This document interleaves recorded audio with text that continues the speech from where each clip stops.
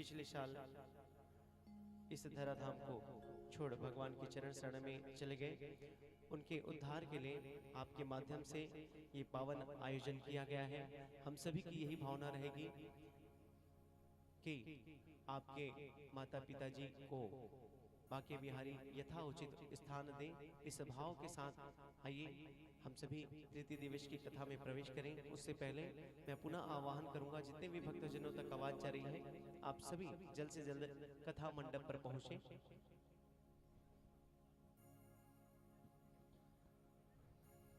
ओ पालनहारे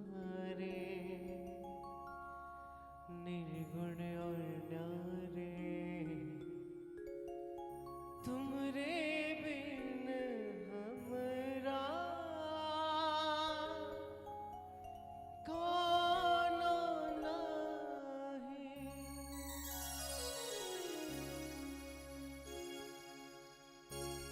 ओ पालनहारे निर्गुण और न्यारे, ओ पालनहारे निर्गुण और न्यारे, तुमरे बिन हमरा कौन नाही।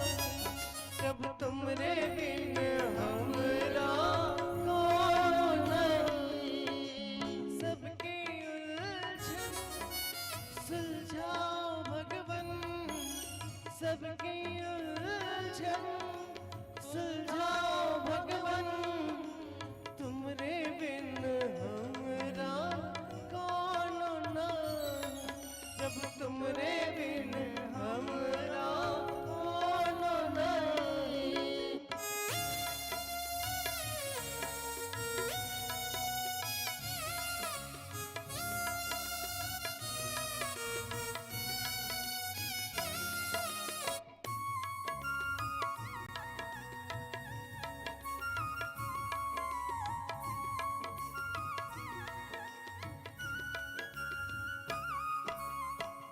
की पकड़े बांधे सुंदर आंखों वाला, कितना सुंदर लागे बिहारी, कितना लागे प्यारा। चले की पकड़े बांधे सुंदर आंखों वाला, कितना सुंदर लागे बिहारी, कितना लागे प्यारा। हम तुम्हारे पराए नहीं गैर के दर पे आए नहीं है। हम तुम्हारे पराए नहीं है, गैर के दर पे आए नहीं है। हम तुम्हारे पुराने पुजारी, हम तुम्हारे पुराने पुजारी, हमसे पैदा कराना मुरारी। वृंदावन के ओ बाके बिहारी, हमसे पैदा कराना मुरारी। वृंदावन के ओ बाके बिहारी, ओ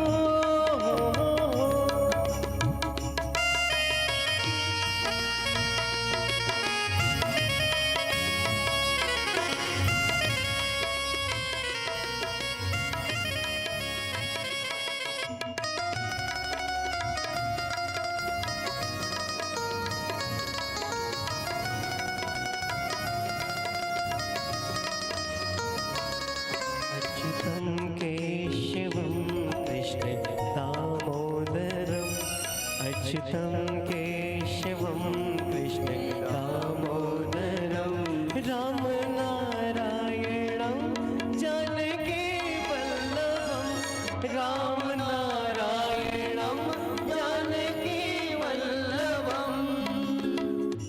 कौन कहता है भगवान आते नहीं, कौन कहता है भगवान आते नहीं।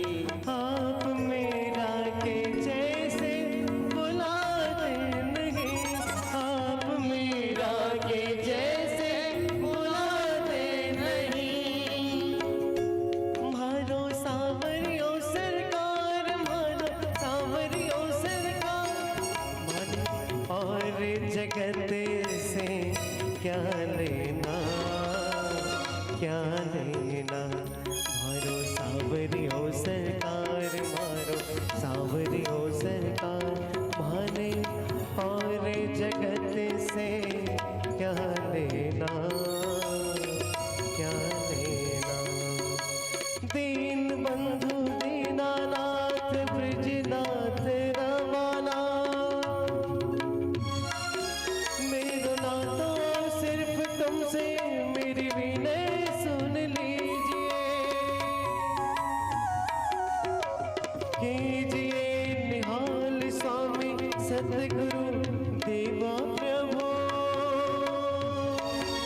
मेरा नाता तुमसे है, मेरी विनय सुन लीजिए।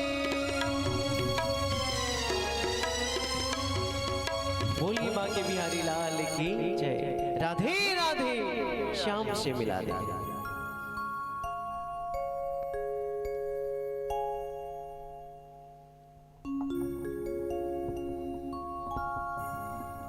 बोलिए बांके बिहारी लाल की जय। श्रीमद् भागवत महापुराण की जय हो। परम पूज्य गुरुदेव की जय हो। परम वंदनीय माता जी की जय हो। वेद माता गायत्री की जय। शंकर भगवान की जय। गणेश जी महाराज की जय। हनुमान जी महाराज की जय।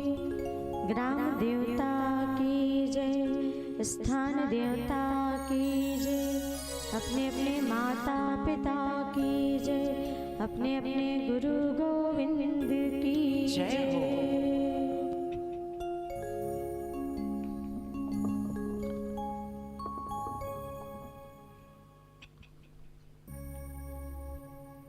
आइए सभी भाई बहन कमर सीधी करें, दोनों हाथ गोद में रखें। स्वर्णिम सविता का ध्यान करते हुए परमपिता परमात्मा का ध्यान करते हुए प्रार्थना करें कि हे परमपिता परमात्मा, आप हमारी बुद्धि को सन्मार्ग की ओर प्रेरित करें। ओम भूर्भुवः स्वः तत्सवितुर्वरेण्यं भर्गो देवस्य धीमहि धियो यो नः प्रचोदयात्। ओम नमो भगवते वासुदेवाय नमः। श्री कृष्णाय नमः। स्वस्ति श्री गणेशाय नमः। ओम श्री सरस्वत्यै नमः। ओम श्री गुरव्यो नमः। गुरुर्ब्रह्मा गुरुर्विष्णु गुरुर्देवो महेश्वरः। गुरुर्साक्षात् परब्रह्मा तस्मै श्री गुरुवे नमः। मातृवत् लालित्री च पितृवत् मार्गदर्शिका। नमोऽस्तु गुरुसत्तायै श्रद्धा प्रज्ञायुता च। वंशी विभूषितकरा नवनीरदाभा। पीताम्बराद् अरुणबिम्बं फलाधरोष्ठा। पूर्णेन्दुसुन्दरमुखाद् अरविन्दनेत्रा। कृष्णात् परं किम् अपि तत्त्व अहं न जाने। मुखं करोति वाचालं पङ्गुं लङ्घ्यते गिरिं। यत्कृपातमहं वन्दे परमानन्दमाधवम्। ॐ पञ्चवक्त्राय विद्महे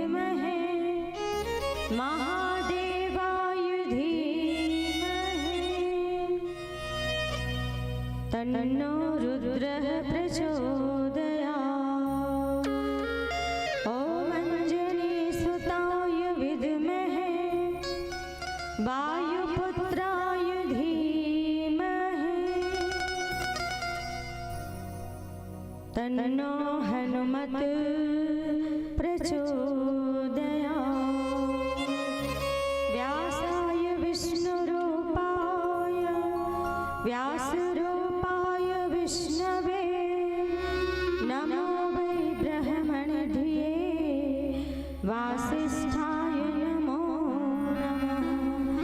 यम प्रव्रजन्तमणोपेतमपेतकृत्यं द्वैपायनो विरह कातर आजुहाव। पुत्रेति तन्मयतया तर्वो भीने दुस्तं सर्वभूत हृदयं मुनिमानतोऽस्मि।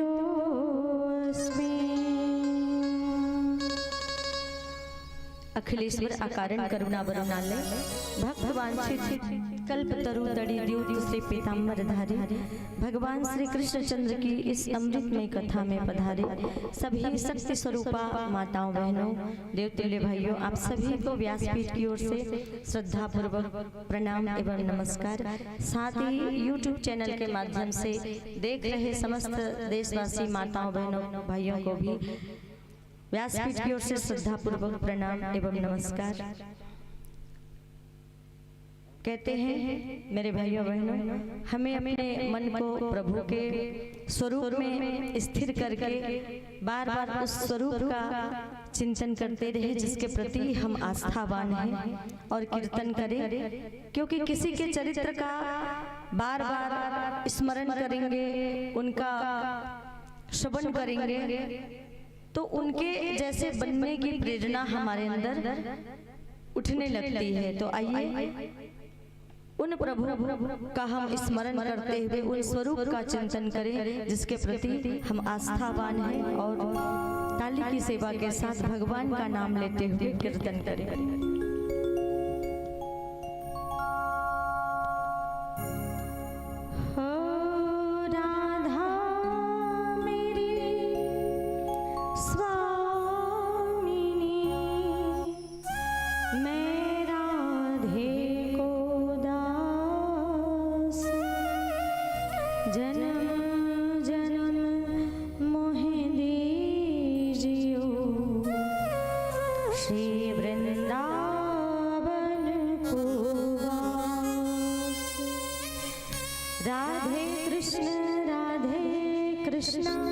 कृष्णा कृष्णा राधे राधे, राधे श्याम श्यामा, श्याम श्यामा राधे राधे। राधे कृष्णा कृष्णा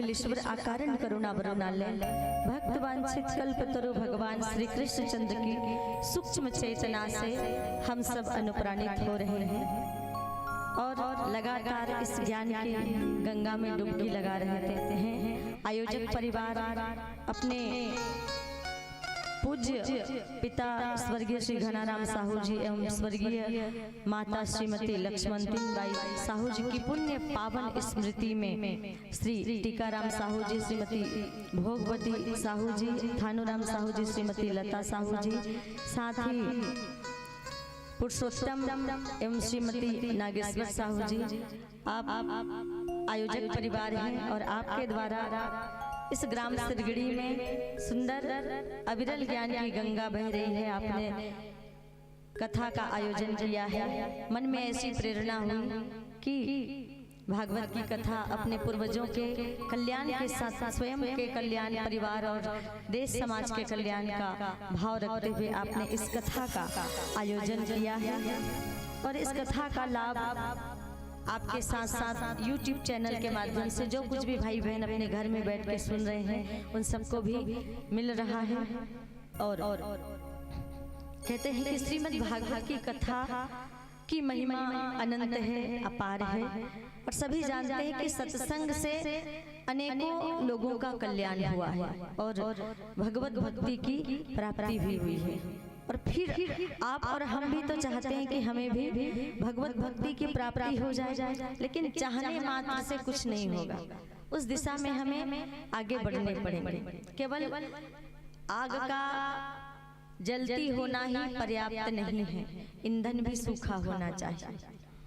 और उसी प्रकार एक डॉक्टर का उपचार ही सब कुछ नहीं होता, रोगी का जो पथ्य सेवन है वो भी बहुत महत्वपूर्ण होता है। कहने का तात्पर्य है कि दो तार जब आपस में जुड़ते हैं तभी जो है वो करंट प्रवाहित होता है। तो एक तार आत्मा है और एक तार परमात्मा है और दोनों तारों को जो आपस में मिलाने का काम करती है वो क्या है, वो सत्संग है। सत्संग से एक आत्मा जो है वो परमात्मा से जुड़ जाती है, उसका भाव जुड़ जाता है। एक पहिए की गाड़ी कभी नहीं चलती है, हमेशा आप एक छोटी सी लकड़ी की गाड़ी भी लेंगे खिलौना तो भी उसमें दो पहिए लगे होते हैं, तो एक पहिए से कोई गाड़ी नहीं चलती है। उस प्रकार दो चीजें यहाँ पर, एक आत्मा और एक परमात्मा, दोनों को जो आपस में मिलाने का काम करती है वो है भगवान की मंगलमय कथा। भगवान के जो गुणों की चर्चा है वो है, तो दोनों तार सही होने चाहिए ना। एक तरफ का तार तो सही है जिधर परमात्मा है, पर जिधर हम हैं उधर का तार भी अगर सही हो जाए तो व्यक्ति का जीवन जो है वो बदल जाता है, निखर जाता है। केवल अध्यापक ही सुयोग्य हो, अच्छी अच्छी बातें बताए, लेकिन शिष्य उसको ग्रहण ना करे। अध्यापक अगर श्रेष्ठ मिल जाए तो छात्र की श्रमशीलता भी तो उतनी आवश्यक है। गाय दूध देती है पर उसे दूहने वाला, चूसने वाला बछड़ा भी तो चाहिए। उसी प्रकार सत्संग की महिमा चाहे कितनी भी बढ़ी चढ़ी क्यों न हो, जब तक उस प्रक्रिया को हम ठीक प्रकार से अपनाएंगे नहीं, समझेंगे नहीं, उसका मनन और चिंतन नहीं करेंगे, तब तक उसका फल हमें हमारे जीवन में दिखाई नहीं देगा। नहीं तो बार बार यही बात कहते हैं कि जिंदगी निकल जाती है कथा सुनते सुनते, लेकिन मन की अज्ञानता नहीं जाती, मन के विकार नहीं जाते, कसाय कलमस नहीं जाते, दोष दुर्गुण नहीं जाते, और सारे अवगुणों को जीवन में धारण करके हम चलना चाहते हैं और भगवान को भी पाना चाहते हैं और उसकी भक्ति भी पाना चाहते हैं। ये दोनों चीजें संभव नहीं है आध्यात्म में। अगर आपको भक्ति चाहिए, प्रेम चाहिए, कृपा चाहिए, तो अंदर के कसाय कलमस को हमें मिटा देना चाहिए, अंदर के भेद को हमें मिटा देना चाहिए। हम उनसे लड़ते हैं जिनसे हमें लड़ना नहीं चाहिए, और जिनसे लड़ना है उसे तो अपने पास कस के पकड़ के रखते हैं। किससे लड़ना चाहिए? देखिए, घर में लड़ते हैं, देरानी से, जेठानी से, भाई भाई से लड़ता है ना, एक दूसरे से घर में लड़ते रहते हैं। आपस में छोटी छोटी बातों में, रिश्तों में टकराहट आने लगती है, तो लड़ना अपनों से नहीं है, लड़ना किससे है? स्वयं से। परम पूज्य गुरुदेव ने कहा, आओ लड़े स्वयं से, कलसों से कलमसों से, भोगों से वासना से, रोगों से राक्षसों से, कुंदन वही बनेगा जो आग पर चढ़ेगा, जो आग पर चढ़ेगा। आओ लड़े स्वयं से। अगर निखर कर हम आना चाहते हैं प्रभु के शरण में, तो हमें स्वयं की बुराइयों से लड़ना होगा, स्वयं की कमियों को निकाल कर जो है अच्छे श्रेष्ठ गुणों को धारण करना होगा। और कल आपने श्रवण किया कि कलयुग का निवास कहाँ कहाँ होता है? 4 जगह पे कलयुग का निवास बताया गया। मदिरालय अर्थात जहाँ शराब बनाया जाता हो, बेचा जाता हो, और जो लोग इसको ग्रहण करते हैं, उस सब जगह पर कलयुग का वास बताया गया। मदिरा पान जिसको कहते हैं, इसलिए मदिरा पान से व्यक्ति को दूर रहने की बात कही जाती है, क्योंकि वहां पर एक तो कलयुग होता है, और कोई मदिरा का पान कर ले तो उस व्यक्ति का फिर विवेक ही चला जाता है, वह विवेक शून्य हो जाता है।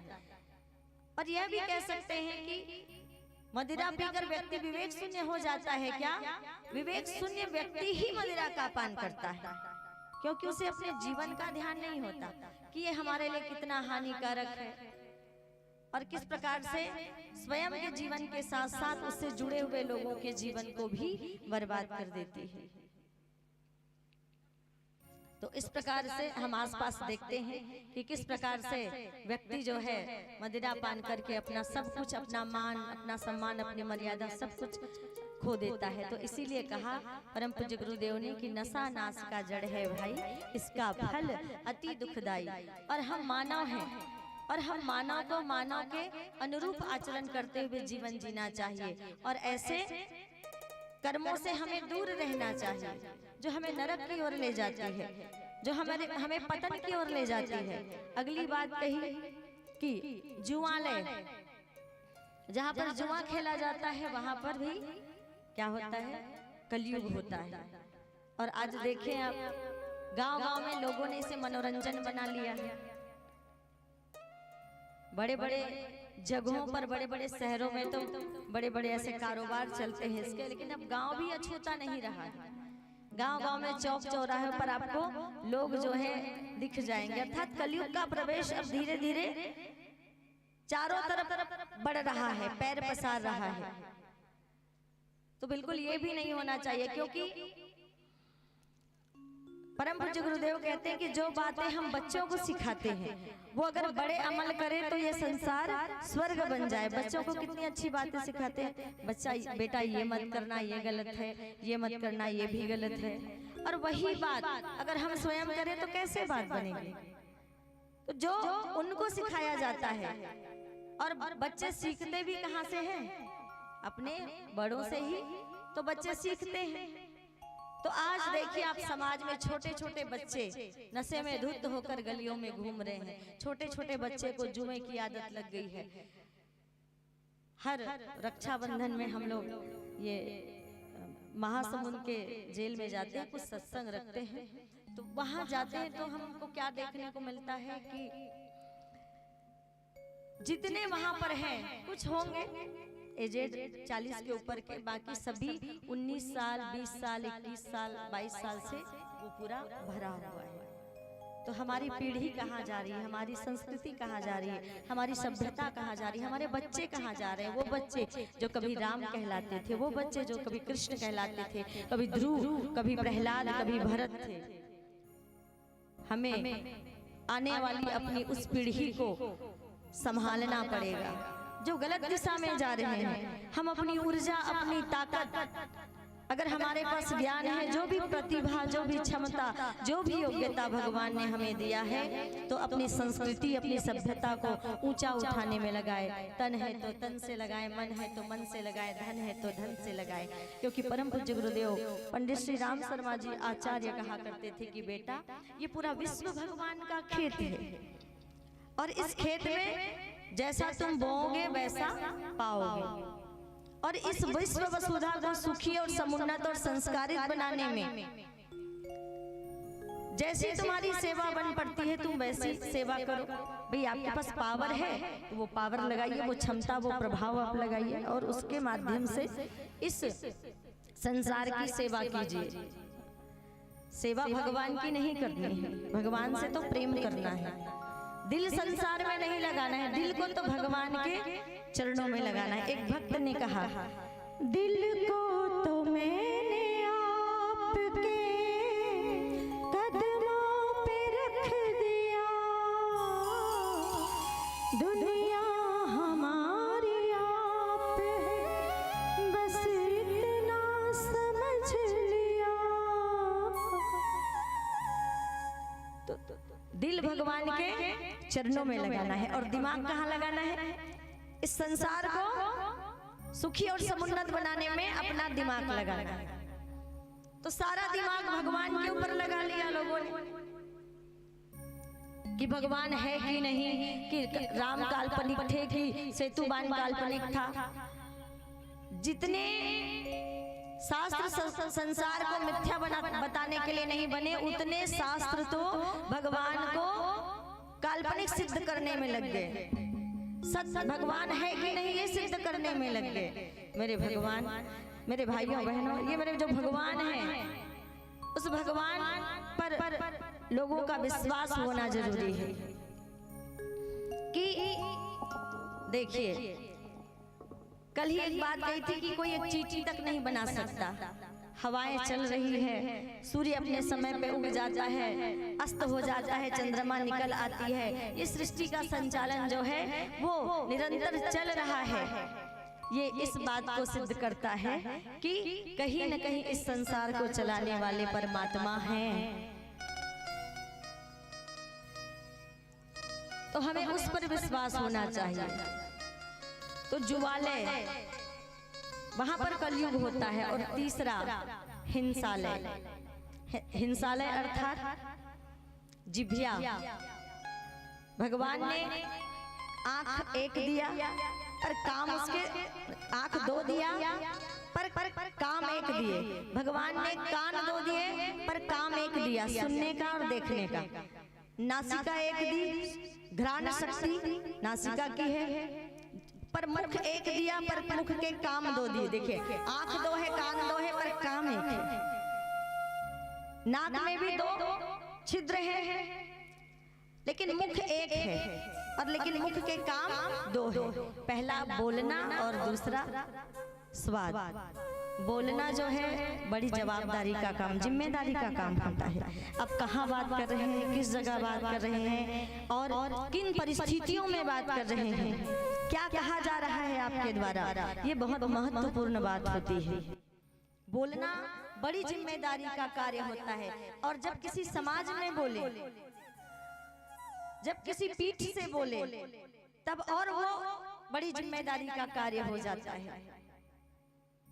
बोलना इतना आसान नहीं है, तो इसलिए कहा गया कि दो काम, ऐसी वाणी बोलिए मन का आपा खोए, औरन को शीतल करे आपहु शीतल होए।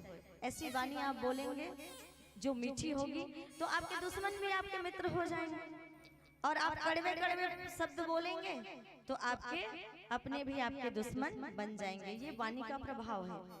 द्रौपदी ने क्या कहा था दुर्योधन को? जब इंद्रप्रस्थ में भवन का भ्रमण कर रहा था दुर्योधन, तो हंस पड़ी द्रौपदी। जल को जब थल और थल को जल समझ लिया दुर्योधन ने, तो हंसते हुए कहा था, अंधे का बेटा अंधा।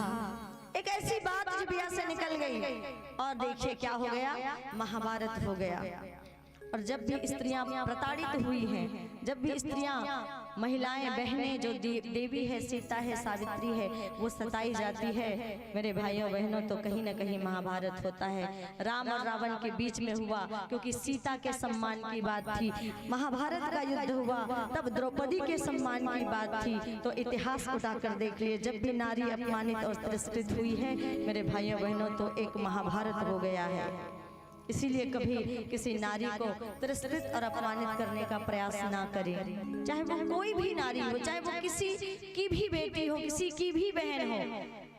नारी तो कहते हैं ऊपर में जिसका अंत नहीं उसे आसमां कहते हैं, और जहां में जिसका अंत नहीं उसे माँ कहते हैं। और शास्त्रों में तो उन माताओं को क्या कहा गया है? सृष्टा की सहयोगिनी शक्ति कहा है। ये समाज रूपी गाड़ी है, और ये समाज रूपी गाड़ी को चलाने के लिए दो पहिए की आवश्यकता है। और एक पहिया, अगर एक ही पहिए से गाड़ी चलती ना, तो भगवान सदाशिव जो है शक्ति को प्रकट नहीं करते। तो ये समाज रूपी गाड़ी को चलाने के लिए शिव के साथ शक्ति की भी आवश्यकता है। और एक गाड़ी पुरुष है तो एक गाड़ी स्त्री है। और इस समाज के उत्तरोत्तर विकास में दोनों का समान सहयोग और समान अधिकार भी है। समान सहयोग भी नारियों को मिलकर करना है। समानता का अधिकार नारियों को दिया गया है, तभी ये संसार रूपी गाड़ी चलेगी। पंछी कभी एक पंख से उड़ पाएगी क्या? बताइए, नहीं। पंछी को उड़ने के लिए तो दो पंख चाहिए ना। तो उसी प्रकार जो है संसार को उत्तरोत्तर विकास की ओर ले जाने के लिए, अपनी संस्कृति को बचाने के लिए जितनी आवश्यकता भाइयों के पुरुषार्थ की है, उतनी ही आवश्यकता हमारे बहनों की सहयोग की भी पड़ती है। इसीलिए सृष्टा की सहयोगी शक्ति का नाम नारी कहा गया। वही नारायण लक्ष्मी थोड़ी कहते हैं, पहले लक्ष्मी का नाम लिया जाता है सम्मान पूर्वक, तब नारायण कहा जाता है। लक्ष्मी नारायण उमा शंकर सिद्धि बुद्धि सहिताय श्रीमन महागणाधिपतये नमः। सिद्धि और बुद्धि के साथ जो है गणेश जी का नाम बाद में लिया। ऐसे तो गणेश जी प्रथम पूज्य हैं, लेकिन नाम पहले सिद्धि और बुद्धि उनकी पत्नियों का आता है। तो ऐसा सम्मान मिला हुआ है। यत्र नार्यस्तु पूज्यन्ते रमन्ते तत्र देवता, जहाँ नारियों की पूजा होती है वहाँ देवता निवास करते हैं। तो तीसरी बात आई वेश्यालय की। आज इस कलयुग में मेरे भाइयों बहनों, ये वो भारत है जहाँ पर इतनी ममता नदियों को भी जहाँ माता कह के बुलाते। ये हमारे भारत की संस्कृति है। इतनी ममता नदियों को भी जहाँ माता कह के बुलाते, इतना आदर इंसान तो क्या पत्थर भी पूजे जाते।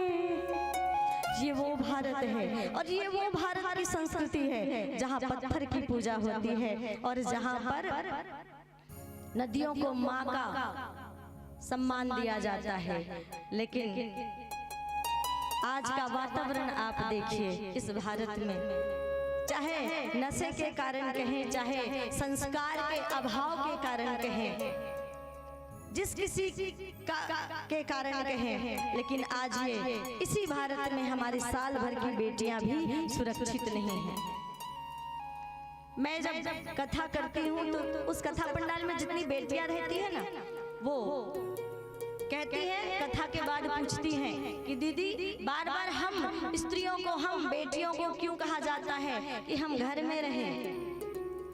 ये क्यों नहीं कहा जाता कि हम अपने घर के बेटों को ऐसा बनाएं कि हर एक घर का बेटा लक्ष्मण बने, हर एक घर का बेटा भरत बने। ऐसी शिक्षा और ऐसे संस्कार देने की बात मंच से क्यों नहीं कही जाती? भारत का एक ऐसा युवा देखिए आप, लक्ष्मण जी महाराज। भगवान राम जब सीता को ढूंढ रहे थे तो रास्ते में देखा, रास्ते में खोजते खोजते जा रहे थे, लताओं को पताओं को पूछते हुए जा रहे थे, तो देखा कान के कुंडल पड़े थे। कान के कुंडल भगवान राम उठाए और उठा के लक्ष्मण को दिखाया कहे लक्ष्मण मुझे ऐसा लगता है कि ये तुम्हारी भाभी सीता के कुंडल है, जरा देखो तो। मुझे तो ऐसा ही लग रहा है कि ये सीता के कुंडल है, पर तुम एक बार देख लो और देख के बता दो। वहां पर लक्ष्मण ने क्या कहा कि भैया ये कुंडल तो मैं देख रहा हूं, पर मुझे नहीं पता ये कुंडल किसके हैं। मैं नहीं जानता कि ये कुंडल सीता भाभी के होंगे, मुझे इसके बारे में नहीं पता। क्यों कहा? उनकी सेवा में लगे रहते थे, उनकी सुरक्षा में लगा के रखते थे, साथ ही रहते थे छोटी सी कुटिया में, फिर भी कहा मैं कानों के कुंडल को नहीं पहचानता, मैं असमर्थ हूँ। भगवान राम ने पूछा क्यों लक्ष्मण, क्या भाभी के कुंडल तुमने कभी देखे नहीं? तब लक्ष्मण ने उत्तर दिया, ध्यान चाहूंगी सभी का। उत्तर क्या था लक्ष्मण का? भारत का युवा कैसा होना चाहिए, भारत के बेटों को कैसे संस्कार मिलने चाहिए, सभी का ध्यान चाहूंगी। बेटियों को संस्कार की बात बहुत बताई जाती है, भारत के बेटों को कैसा संस्कार मिलना चाहिए। लक्ष्मण ने कहा कि भैया मैंने तो भाभी के चरण के अलावा और कुछ भी नहीं देखा। निश्चित मैं अपनी भाभी के साथ रहता हूँ, सीता मैया के साथ रहता हूँ, वो मेरी माँ है, मेरी भाभी नहीं मेरी माँ है। लेकिन मैंने कभी नजर उठाकर अपनी भाभी के चेहरे की ओर भी नहीं देखा। मैं तो केवल उनके चरणों को पहचानता हूँ, मैं कुंडल नहीं पहचानता। जब चेहरा ही नहीं देखा तो कुंडल कैसे देखूंगा? ये संस्कार इतने रत्न दिए हैं कैसे, जिससे देश महान है, और भारत की परिवार व्यवस्था उन रत्नों की खान। ऐसे ऐसे रत्न हुए हैं। आज जरूरत है हम हमारे सामने जैसे हम बेटियों को संस्कार देते हैं, वैसे ही अपने बेटों को संस्कार दें, वैसे ही उनको मर्यादा सिखाएं, वैसे ही ये बात बताएं कि पर दारेसु मातृवत, ये शिक्षा हम उनको दें, ताकि हमारे भारत की बेटियां जो है, इस पूरे विश्व की बेटियां जो है, वो सुरक्षित महसूस कर सके। ये भी प्रयास होना चाहिए। तो वेश्यालय की बात कही, जहाँ वेश्यालय उसको कहा जाता है जहाँ पर स्त्री गमन होता है। और आज देखिए एक ट्रू सोल्जर का एक न्यूज आया था, बहुत पहले की बात है, 2012 की बात है। 2012 का ट्रू सोल्जर एक न्यूज एजेंसी है, मैंने पेपर में कहीं पे पढ़ा था, नोट करके रखा हुआ था जिस दिन पेपर में आया था।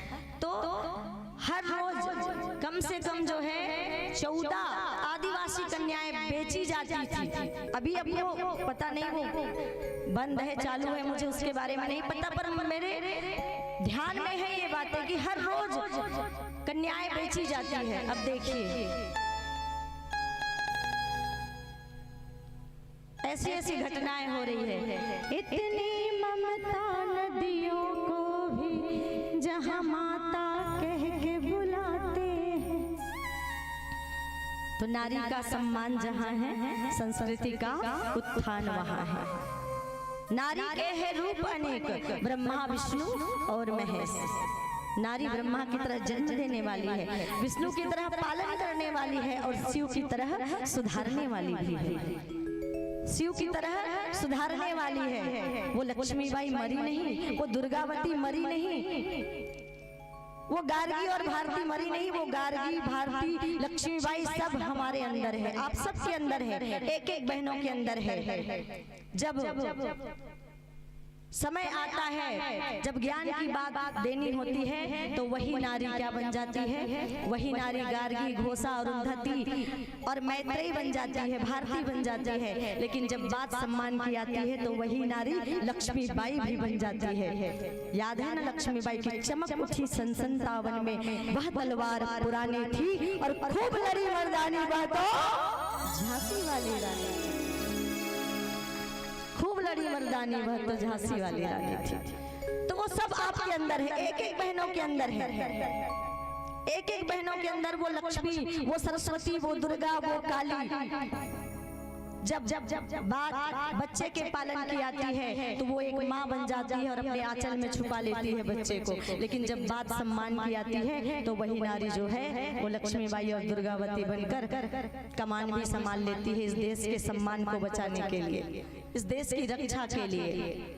इस देश की रक्षा में अगर हमारे भाइयों ने बलिदान दिया है, भगत सिंह ने बलिदान दिया है, आजाद सिंह ने बलिदान दिया है और कई देशवासियों ने बलिदान दिया है, तो महिलाओं के बलिदान को भी भुलाया नहीं जा सकता है कि 1857 की क्रांति का शंखनाद करने वाली लक्ष्मीबाई थी, झांसी की रानी।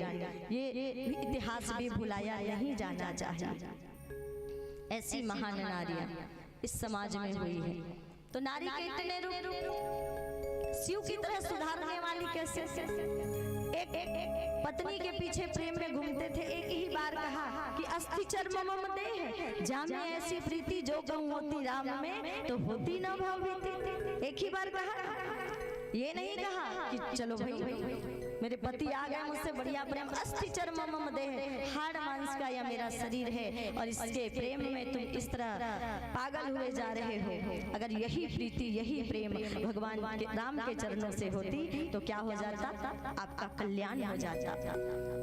मार्ग प्रशस्त किया रत्नावली ने, तब तुलसीदास जो है वो संत गोस्वामी तुलसीदास बन पाए। पहले केवल तुलसीदास थे, पर पत्नी की प्रेरणा हुई तो संत गोस्वामी, गोस्वामी गो मने इंद्रिय और स्वामी मने इंद्रियों का स्वामी, अर्थात अपने इंद्रियों को अपने बस में कर लिया और गोस्वामी तुलसीदास जी महाराज कहलाए और विश्व वंद्य हो गए इस संसार में। किसकी प्रेरणा से? पत्नी की प्रेरणा से। एक हाड़ा रानी थी, देखिए कैसे कैसी महान नारियां हुई। एक हाड़ा रानी थी और हाड़ा रानी जो है एक राजपुताने के घर में ब्याह करके आई एक राजकुमार के लिए। लेकिन जैसे ही उसका गृह प्रवेश हुआ वैसे ही उस हाड़ा रानी को पता चला कि बाजू में कोई बहन है जो बहुत ही सुंदर है और जिसकी नजर एक मुगल शासक, जिस पर एक मुगल शासक की नजर पड़ गई है। और ये बात जब हाड़ा रानी को पता चला, नई नवेली दुल्हन थी, सखियों से कहा मेरे पति को बुला कर आओ। पति आए, कहा कहो हाड़ा रानी किसी चीज की जरूरत है? बोले नहीं ना, मेरा एक निवेदन है। मैंने सुना है कि बाजू में कोई बहन है जो बहुत ही सुंदर है और जिसे कोई मुगल शासक उठाकर जबरदस्ती ले जाने आया है। मैं चाहती हूँ आप जाइए और आप जाकर उसकी रक्षा कीजिए। एक तो आप राजपूत हैं और राजा हैं और राजा का धर्म है प्रजा की रक्षा करना, प्रजा की सेवा भी और प्रजा की रक्षा भी। उसकी सुरक्षा का दायित्व किसका है? राजा का है और वो भी आपके पड़ोस की है, बहन जैसी है। तो इन सब तरफ से ये मैं कह रही हूँ, सब बातों से कि आपको जाकर उस बहन की रक्षा करनी चाहिए। अब ये जो है उसका पति वो पीछे हट गया, कहने लगा अरे नहीं, अभी कैसे पागलों जैसे बात करती हो? अभी तो तुम्हारी और मेरी शादी हुई है, अभी अभी गृह प्रवेश हुआ है और हमने अपने गृहस्थ जीवन में प्रवेश ही नहीं किया है, तुम मुझे युद्ध में भेजना चाहती हो? अरे तुम नहीं जानती वो जो राजा आ रहा है वो कितना ताकतवर है, उसके पास कितनी सेना है। अगर मैं उससे युद्ध करने गया तो मेरी मूर्खता होगी, मैं युद्ध में मारा जाऊंगा। हाड़ा रानी समझाने लगी, एक वीर पुरुष अगर मैदान में युद्ध में अपने देश समाज और अपने समाज की बेटी की रक्षा करते करते युद्ध में वीर गति को प्राप्त हो जाए तो मैं उस वीर की विधवा कहलाने का सौभाग्य प्राप्त करूंगी, पर आपको जाना पड़ेगा। लेकिन फिर भी हिम्मत नहीं की उसके पति ने, और जब हिम्मत नहीं की तो जिस कक्ष में हाड़ा रानी खड़ी थी उस कक्ष में एक म्यान थी और म्यान में चमचमाती हुई तलवार थी। तलवार निकाल कर ले आई, पति के सामने खड़ी हो गई शेरनी की तरह और खड़े होकर कहा कि हे नाथ, कि मेरे प्रेम के कारण मैं तो आज आपके जीवन में आई हूँ, पर वो तो आपके पड़ोस की बहन है जिसके साथ आपने बचपन गुजारा है, खेला होगा, कूदा होगा उसके साथ, और आज मैं आई हूँ और मेरे प्रेम में पड़कर तुम अपने कर्तव्य पथ से विमुख हो रहे हो। और मैं ये कलंक अपने माथे नहीं ले सकती। एक बहन की लाज को बचाने के लिए, एक अनजान बहन की लाज को बचाने के लिए, जिसको देखा नहीं था, हाड़ा रानी ने तलवार निकाली और अपना सर अलग कर दिया और कहा, धिक्कार है मेरे जीवन को कि मैं ऐसे किसी कायर की पत्नी कहलाऊं। कायर की पत्नी कहलाने से अच्छा है अपने प्राणों का उत्सर्ग कर दूं। और अपने आप अपना सिर जो है उनके कदमों में डाल दिया। तब पति को अकल आई और सेना लेकर निकले, बहन की रक्षा की और विजय प्राप्त करके घर लौटे। तो ऐसे एक बहन की रक्षा के लिए एक दूसरी भारत की बहन ने अपना उत्सर्ग कर दिया, अपने प्राणों का उत्सर्ग कर दिया। ऐसी ऐसी एक से एक बढ़कर महान नारियां हमारे इस समाज में हुई है। उन नारियों की गाथाओं को ही गाए ना तो 7 दिन 1 महीने की कथा चल जाएगी। एक एक बात अगर बताएं तो ऐसी ऐसी महान नारियां इतिहास में हुई है। कुछ को तो आप जानते हैं। तो इस प्रकार से जहाँ पर स्त्री गमन होता है वहाँ पर भी क्या होता है, कलयुग होता है और ये तो होना नहीं चाहिए। और आगे फिर कहते हैं हिंसालय, हिंसालय वेश्यालय और हिंसालय। हिंसा अर्थात जहाँ पर जीवों को काटा मारा जाता है, जीवों की हत्या होती है। तो हम बता रहे थे कि आँख दो है काम एक है, कान दो है काम एक है, मुख एक है काम दो है। द्रौपदी ने इतना ही कहा था अपनी वाणी से कि अंधे का बेटा अंधा, और कितना बड़ा महाभारत। तो इसलिए द्रौपदी की केवल वाणी बिगड़ी, रावण की केवल दृष्टि बिगड़ी। दृष्टि में तेरी दास है दुनिया निहारती है। सब कुछ था, किसी चीज की कमी नहीं थी। सदाशिव को उन्होंने उनकी आराधना की थी। भगवान शिव जी के सबसे बड़े भक्त 10 वर्ष की आयु से उनकी भक्ति कर रहे थे, लेकिन केवल 5 ज्ञानेंद्रिय और 5 कर्मेंद्रिय, उन सब में केवल एक इंद्रिय बिगड़ गई। एक इंद्रिय हाथ से निकल गई। किसकी? रावण की। कौन सी? आंख रूपी इंद्रिय। एक पराई स्त्री पर कुदृष्टि डाली और जिसके कारण उसके पूरे वंश का विनाश हो गया। एक पराई स्त्री एक स्त्री पर बुरी नजर डाली जिसके कारण उसके पूरे वंश का विनाश हो गया। कान बिगड़ गया जामिल के, गलत बातें सुन ली और गलत चीजें देख ली। कहते हैं मन में पाप 2 रास्तों से प्रवेश करता है, आंखों से देखकर और कान से सुनकर। इसीलिए कानों को ज्यादा से ज्यादा सत्संग की और आंखों को भगवान के दर्शन की आदत लगा के रखनी चाहिए। प्रेम से बोलिए राधे राधे। और एक तो हो गया कि चलो वाणी को साध के रखना चाहिए। दूसरा जिभिया माने स्वाद, और ये स्वाद जो है वो कंट्रोल में नहीं है, व्यक्ति का है। जो नहीं सोचना चाहिए वो सोच रहे हैं, जो नहीं करना चाहिए वो कर रहे हैं, जो नहीं खाना चाहिए वो खा रहे हैं, है ना। तो हमारा खान पान, हमारा रहन सहन सब कुछ बिगड़ गया है। इसीलिए हमारी मानसिकता भी दूषित हो गई है। जैसा खाए अन्न वैसा बने मन, ऐसा कहा जाता है ना। जैसा खाए अन्न वैसा बने मन। तो इस प्रकार से ये 4 जगह कलयुग का निवास बताया। चारों चीजें हमें नहीं करनी चाहिए। मदिरा पान ना करें, जुआ ना खेले, परस्त्री गमन ना करें और हिंसा भी हमें नहीं करनी चाहिए। किसी भी प्रकार से किसी भी जीव की हत्या को पाप बताया गया है, क्योंकि उन सभी जीवों में परमात्मा का अंश होता है। और आगे राजा परीक्षित को श्राप लगा जब उन्होंने समय ऋषि के गले पर मरा हुआ सर्प डाल दिया ज्ञानता के बस। वो भी कैसे? 4था स्थान मांग लिया था ना कलयुग में। बड़ा चालाक था कि स्वर्ण में रहो कह दिया राजा ने, तो सूक्ष्म रूप बनाया और राजा के मस्तिष्क में वो समाहित हो गए। और पल भर के लिए, जरा चिंतन करिएगा सब लोग, सोचिएगा कि पल भर के लिए जो ऋषि राज ऋषि कहलाते थे, जो जिसके राज्य में संतों का बड़ा मान होता था, विप्रों का बड़ा मान होता था, जो उसके द्वार पर आते सब सम्मान पाके जाते, ऐसे राजा के द्वारा एक संत का अपमान किसके कारण? पल भर के लिए कलयुग राजा परीक्षित के मस्तिष्क में प्रवेश कर गए थे। और आज आप देखिए, कलयुग बैठा मार कुंडली, सोच के मैं घबरा जाऊं, और घर घर में अब रावण है तो इतने राम कहां से लाऊं। एक रावण थे तो एक राम पर्याप्त थे, एक कंस थे तो एक कृष्ण पर्याप्त थे। अब कहा जा रहा है कि घर घर में यदि रावण है तो इतने राम कहां से लाऊं। और ये रावण, ये दुशासन, ये दुर्योधन, ये कंस किस रूप में है? कहीं वो दुशासन आज भी किसी स्त्री के चीर खींचते हुए दिखाई देता है, वही तो दुशासन हुआ ना। किसी कोई व्यक्ति एक स्त्री को अपमानित करते हुए दिखाई देता है, वही तो हुआ ना दुर्योधन। कोई व्यक्ति जो है किसी का हरण कर रहा है तो किसी की पत्नी का हरण कर रहा है, उसकी अस्मिता लूट के उसकी हत्या कर रहा है, तो हुआ ना। यही सारी बातें तो है।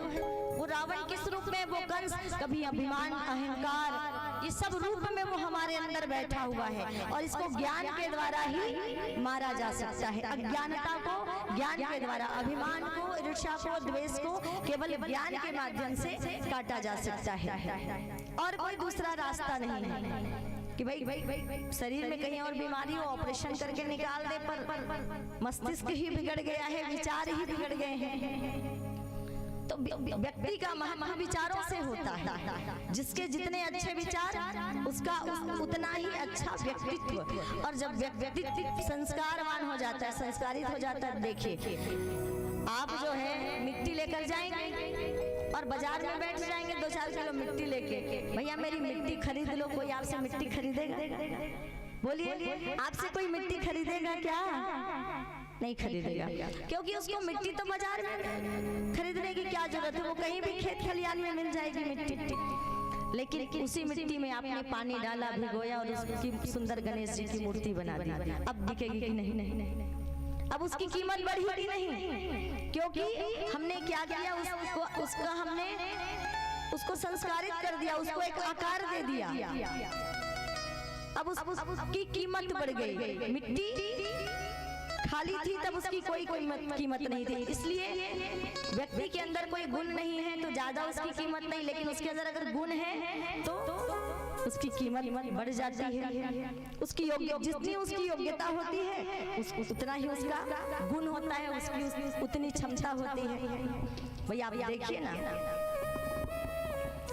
नीचे से लेकर यहाँ कितने कर्मचारी भी बैठे होंगे, है ना। एक छोटा कर्मचारी के ऊपर बड़ा, बड़ा के ऊपर और बड़ा, और सब जिले में सबसे पावरफुल फिर कौन होता है? कलेक्टर होता है, जिनके नीचे सभी लोग होते हैं। तो जिसके अंदर जितना गुण होता है उसकी उतनी ही महत्ता बढ़ जाती है।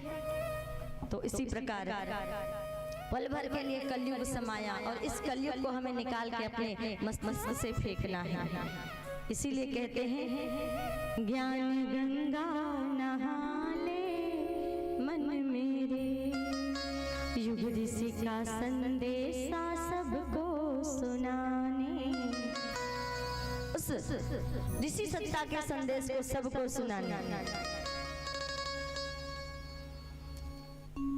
हम यहाँ पर आए हुए हैं, ताकि उस ज्ञान के माध्यम से अज्ञानता को दूर किया जा सके। आइए एक भजन श्रवण करें, फिर आगे की कथा में प्रवेश करेंगे। वृंदावन के वृक्ष को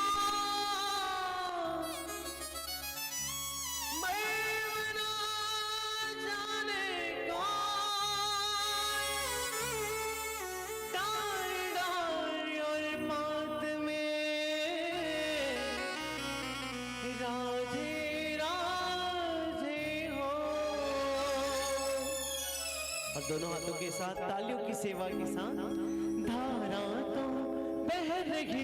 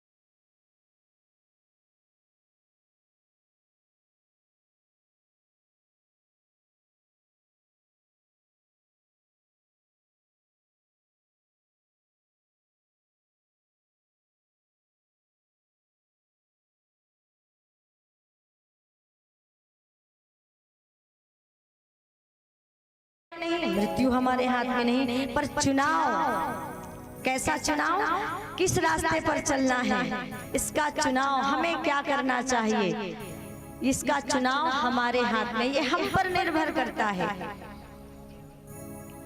कि कैसी जिंदगी जीनी है। एक बार एक सरोवर में महात्मा जी स्नान करने गए तो देखा जल में एक बिच्छू बह रहा था, और जब बिच्छू बह रहा था तो उसको दया आ गई। उन्होंने सोचा क्यों ना इस बिच्छू को मैं पानी से उठा लूं और उठा के किनारे लगा दूं ताकि इसके प्राण बच जाएं। और उन्होंने बिच्छू को अंजलि में उठा लिया। अंजलि में जब तक पानी था तब तक बिच्छू तैर रहा था। जैसे ही अंजलि से पानी गिरा, वह बिच्छू जो है हाथ में आया तो महात्मा जी के हाथ को डंक मारने लगा। तो डंक जैसे बिच्छू ने मारा, फिर वो छूट गया, पानी में गिरा, तो महात्मा जी ने फिर उठाया, फिर डंक मारा बिच्छू ने। तो ऐसे कई बार हुआ। बार बार महात्मा जी उसके प्राण बचाने के लिए किनारे ले जाना चाहते थे, पर हर बार बिच्छू हाथ को डंक मारता और उसकी पीड़ा से वो बिच्छू फिर पानी में गिर जाता। एक दूसरा व्यक्ति देख रहा था, दूर खड़े होकर उसने कहा, महाराज ये तो बिच्छू है और इसका स्वभाव ही है डंक मारना। ये कहाँ समझ रहा है कि आप इसे बचाने का प्रयास कर रहे हैं, और इसका स्वभाव है डंक मारना और ये आपको डंक मार रहा है। जाने दीजिए, छोड़ दीजिए ना, मरने दीजिए इसे। तब उस संत ने कहा, देखो भाई, एक तो ये बिच्छू है, निरीह प्राणी है ना, छोटा सा, और हम इंसान हैं। ये बिच्छू छोटा सा निरीह प्राणी जब अपना स्वभाव नहीं छोड़ सकता, तो मैं तो एक इंसान हूँ और ऊपर से संत हूँ, और संत और इंसान दोनों का गुण क्या है? दया, प्रेम, करुणा, सहिष्णुता, भाईचारा। ये संत का गुण है, एक ज्ञानी का गुण है, एक विद्वान का गुण है कि प्रेम, सहिष्णुता, भाईचारा, प्रेम देना, प्रेम बांटना और प्रेम लेना। ये जब बिच्छू स्वभाव अपना नहीं छोड़ सकता, फिर मैं कैसे अपने स्वभाव को छोड़ सकता हूँ? इसका स्वभाव है काटना, इसे काटने दो। मेरा स्वभाव है दया करना। मैं जब तक ये पानी में रहेगा, वो ले जाने का प्रयास करता रहूंगा, इसे बचाने का प्रयास करता रहूंगा। तो क्या करना है, इसका चुनाव, किस रास्ते पर चलना है, इसका चुनाव व्यक्ति का स्वयं का होता है। इसीलिए भगवान ने गीता में भी कह दिया, मानव को कर्म करने की छूट दे दी कि कर्म में वाधिका रस्ते मां फले कदाचन कर्म फल हेतुर भूमना, कि तुम जैसा चाहे कर्म करो, है तेरी इच्छा पर निर्भर। शुभ कर्म करे या पाप करे, पर फल पाने में बंधा हुआ यह न्याय भुलाना ठीक नहीं। मेरे दाता के दरबार में सब लोगों का, उस भगवान के दरबार में सबके लिए बराबर खाता है। ऐसा नहीं कि भाई ये बड़े लोग हैं तो इनका अलग खाता, ये गरीब है तो इनका छोटा खाता, ये सवर्ण है तो इनका बड़ा खाता, ये अवर्ण है तो इनका छोटा। ऐसा नहीं, कोई तेरा मेरा नहीं है ना। क्या साधु, क्या संत गृहस्थी, क्या राजा, क्या रानी, और प्रभु के पुस्तक में लिखी है सबकी कर्म कहानी। और बड़े बड़े वह जमा खर्च का सही हिसाब लगाता। उस परमपिता परमात्मा जो न्यायकारी है, कैसे है वो परमात्मा?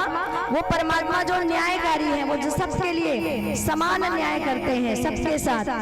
वह ईश्वर जो सर्वव्यापी है, कण कण में कहते हैं ना, सिया राम में सब जग जाने। कितने लोग मानते हैं? कोई नहीं मानता। अब इसको कैसे हम जाने कि सिया राम में सब जग जाने?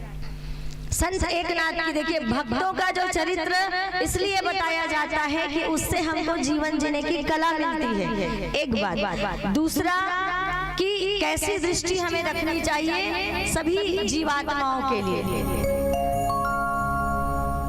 तो संत एकनाथ हुए। संत एकनाथ ने एक दिन संकल्प लिया कि वो जाएंगे और रामेश्वरम में जाकर वो जल चढ़ाएंगे, और पैदल यात्रा शुरू कर दी। बोलबम हमारे छत्तीसगढ़ में घलो चलते हैं ना।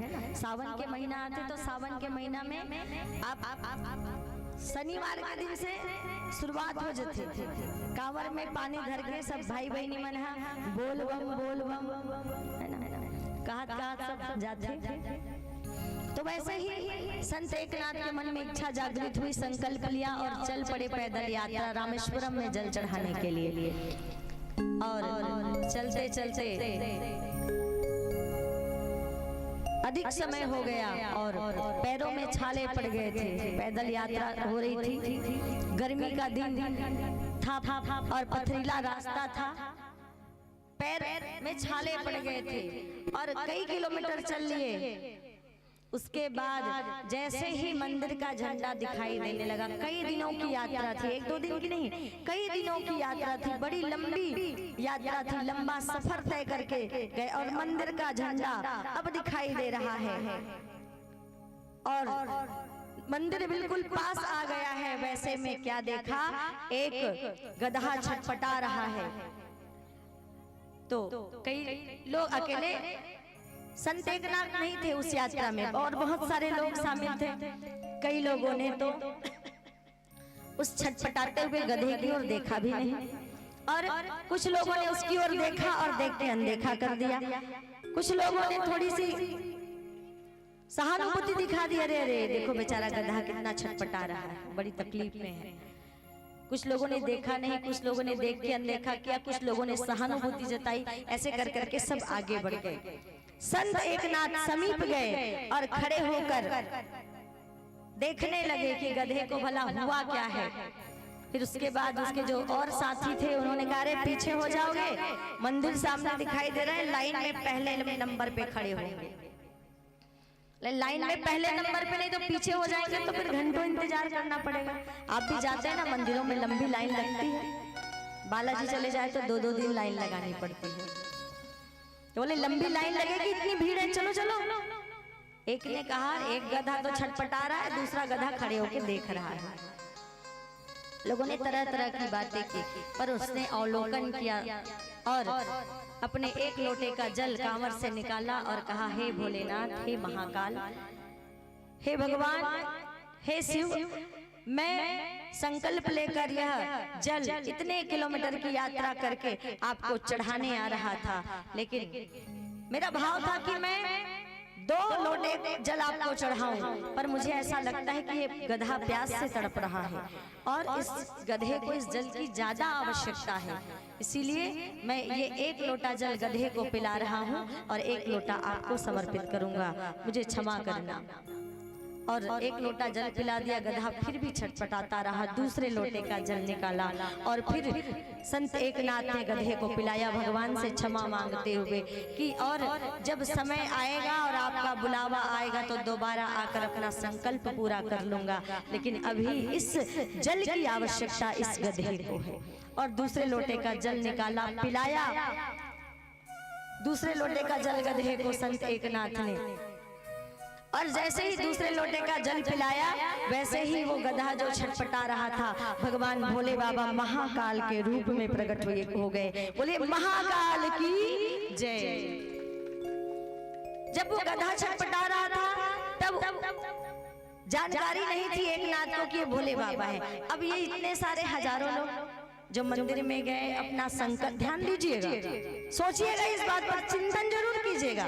इतने सारे लोग हजारों किलोमीटर की यात्रा करके आए, पैरों में छाले पड़े, मंदिर में गए, जल चढ़ाया, पूजन अर्चन वंदन किया, अपना संकल्प भी पूरा किया। उनमें से किसी एक को भी भगवान का दर्शन मिला ऐसा कहीं बताया नहीं गया है। दर्शन किसको मिला? जिन्होंने एक तड़पते हुए जीवात्मा की सेवा की, उसको दर्शन दिया भगवान का। तो इसीलिए कहते हैं, ये बात सिद्ध हो जाता है कि सिया राम में सब जग जानी, कि वो भगवान कण कण में बसते हैं, वो भगवान सबके हृदय में बसते हैं। तो क्या कहा जाता है कि वह ईश्वर सर्वव्यापी है। पहली बात 18 सूत्र दिया परम पूज्य गुरुदेव ने, सबसे पहला सूत्र है कि वह ईश्वर सर्वव्यापी है, अर्थात सर्वत्र बसे हुए हैं, कण कण में बसे हुए हैं वह ईश्वर। उसमें भेद नहीं करना चाहिए। कबीर साहब जी ने जो भी बात कही ना कि पाहन पूजे हरि मिले तो मैं पूजूं पहाड़, या के तो चाकी बलि पीस खाए संसार। तो ये क्यों कहा? वो भी आहत हो गए थे आडंबर से, और जब बलि होने लगी, जीवों की हत्या होने लगी, जब समाज में इस तरह की घटनाएं होने लगी तो वो भी आहत हो गए।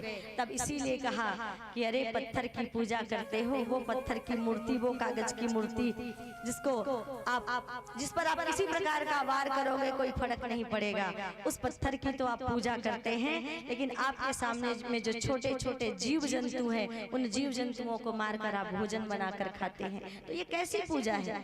उन्होंने मूर्ति पूजा का विरोध नहीं किया, उन्होंने जो ये गलत परंपरा जो चल रही थी उस परंपरा का उन्होंने विरोध किया। तो ईश्वर सर्वव्यापी है, पहले क्रम में कण कण में बसते हैं। इस सच्चाई को हर जीव के अंदर, एक मानव योनि को छोड़ के 83,99,999 योनि, सबके अंदर वही आत्मा है जो आत्मा हमारे अंदर है, उन जीवों के अंदर भी वही आत्मा है। और उसके बाद अगले क्रम में क्या कहा? न्यायकारी है, पाप और पुण्य का सही हिसाब लगा के सही से ही न्याय करने वाला है। उसके घर में कोई रिश्वतखोरी नहीं चलती, नहीं चले उसके घर रिश्वत, नहीं चले चालाकी। तो न्यायकारी मानकर अनुशासन को अपने जीवन में उतारेंगे। और क्या कहा अगले क्रम में? कि शरीर को भगवान का मंदिर समझेंगे, शरीर को भगवान का मंदिर समझकर आत्म संयम और नियमितता द्वारा आरोग्य की रक्षा करेंगे। आत्म संयम की बात कही, और नियमितता द्वारा आरोग्य की रक्षा करेंगे। तो कितनी सुंदर बात कही, वह ईश्वर सर्वव्यापी है। और इसी प्रकार सच्चे सदगुरु का जब पदार्पण जीवन में हो जाता है तो जीवन का कल्याण हो जाता है।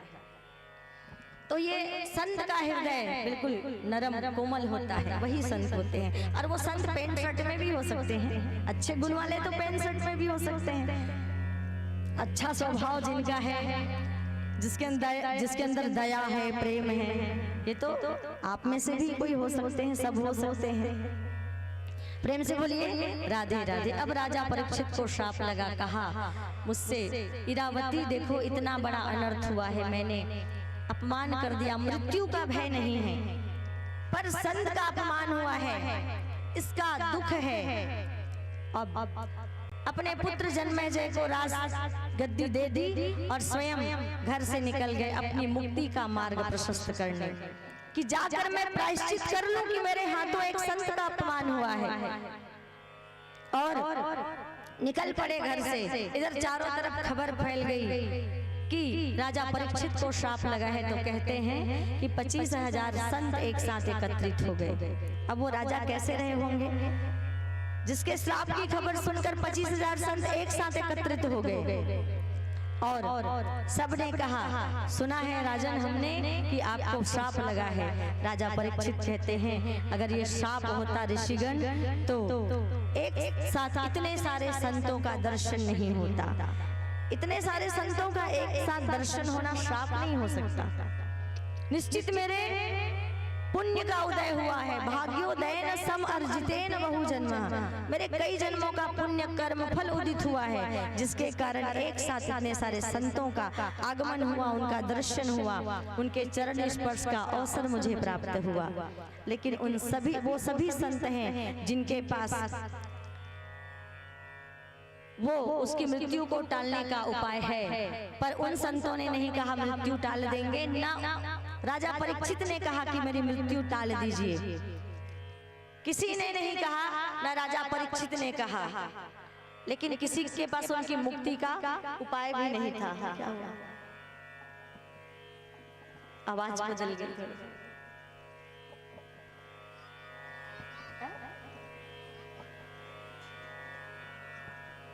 अच्छा इसको बंद कर दो। क्या आवाज आ रहा है? बंद कर दो। किसी के पास उसकी मुक्ति का उपाय नहीं है। तब ये बात सुखदेव जी महाराज को पता चली कि राजा परीक्षित को श्राप लगा है और वो अपनी मुक्ति का उपाय चाहते हैं। तब राजा परीक्षित के पास स्वयं सुखदेव जी महाराज आए। देखिए, एक सदगुरु का मिलना और एक दूसरा और कि सदगुरु का स्वयं चलकर आना, सदगुरु के पास स्वयं चलकर जाना और सदगुरु का स्वयं चल के आना सौभाग्य की बात है। दोनों अलग अलग चीजें हैं। जीवन में हम तलाशते हैं, गुरु कई मिल जाते हैं, लेकिन सच्चे सदगुरु का मिलना इतना आसान नहीं है। और सदगुरु बिना किसी को सद्ज्ञान कब मिला है। सदगुरु के बिना ज्ञान नहीं मिलता है। सुखदेव जी महाराज समाधिस्थ थे, उसकी समाधि टूटी जब व्यास जी ने कुछ मंत्र सिखाकर अपने शिष्यों को भेजा। समाधि से उठे, केवल 2 मंत्र का श्लोक सुना। हम इतनी सारी चर्चा सुनते हैं भगवान की, पर सुखदेव जी महाराज के पास व्यास के अन्य शिष्यों ने केवल 2 श्लोक गाए, भगवान के गुणों का वर्णन किया। अरे ये भगवान कितने दयालु है। वरहा पीड़म नटवर अपु कर्णयोः कर्णिकारम विप्रदवासम कनक कपीशम वैजयंती च मालाम रंध्रान वेणोरधरम सुधया पर्यन गोप वृंदैः वृंदारण्य स्वपद रमणम प्राविशद गीत कीर्ति है। कहते हैं कृष्ण गोप बालकों के साथ वृंदावन में प्रवेश कर रहे हैं। मस्तक पर मोर मुकुट है धारण किया है और कानों पर कनेर के पीले पीले पुष्प हैं और गले में पीताम्बरी है, वैजयंती की माला है। और ये कृष्ण गोप बालकों के पीछे पीछे अधरों में मुरली धारण किए हुए जा रहे हैं। सारे गोप बालक आगे आगे, वो पीछे पीछे। फिर कहते हैं कि अहो वकीयम स्तनम कालकूटम।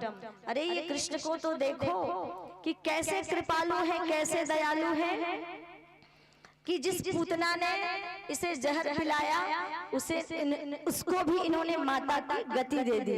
केवल ये 2 बातें कही और भगवान की ऐसी सुंदर दयालुता को सुनकर सुखदेव जी महाराज की समाधि टूट गई। उठे और सीधे आए राजा परीक्षित के दरबार में, जहां पर राजा परीक्षित बैठे थे। घर से तो निकल गए थे अपनी मुक्ति के उपाय के लिए और प्रायश्चित के लिए।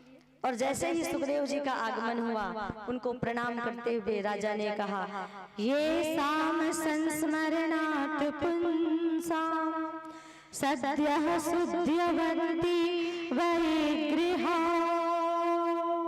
किम पुनर्दर्शन इस परशम पाद शौच शानादिभि। कहा कि आप जैसे महात्माओं के तो केवल दर्शन मात्र से ही व्यक्ति गृहस्थ का घर तुरंत जो है वो तत्काल ही पवित्र हो जाता है। आप जैसे संतों का अगर चरण रज भी पड़ जाए तो गृहस्थों का घर तुरंत पवित्र हो जाता है, सारा अमंगल दूर हो जाता है। जब चरण को छूने का, पाद प्रक्षालन करने का अवसर अगर व्यक्ति को मिल जाए तो सारा अमंगल दूर हो जाता है, सारी न्यूनता और सारी रिक्तता चली जाती है। अब दूसरे संतों ने कहा कि ये तो है वीतरागी, आप इसकी कितनी प्रशंसा करें, इनको कोई फर्क नहीं पड़ने वाला है। इनकी कितनी भी बुराई करें तब भी वो उसी भाव में रहेंगे और प्रशंसा करें तो भी उसी भाव में रहेंगे, क्योंकि जिसके हृदय में आनंद आ गया वो हर परिस्थितियों में एक जैसे रहते हैं। आनंद कन परमात्मा जिनके हृदय में है वो कभी भी किसी भी परिस्थिति में विचलित नहीं होते। वो दुख के समय में भी उसी भाव में रहते हैं, आनंद में, और सुख के समय में भी वो उसी आनंद में रहते हैं। और ऐसे ही वीतरागी, किसी प्रकार का कोई भेद नहीं है, सभी भेद से परे श्री सुखदेव जी महाराज। बोलिए श्री सुखदेव जी महाराज की जय। उनको आसन दिया, आसन देकर बिठाया, और जैसे ही आसन देकर बिठाया, आपको भी पूछना चाहिए अगर कोई मन में बात आती है तो। आसन देकर बिठाया और बिठाते ही राजा परीक्षित ने पूछा, प्रणाम किया, और प्रणाम करते ही पूछा, अतः पृच्छामि संसिद्धिं योगिनां परमं गुरुं पुरस्येह यतः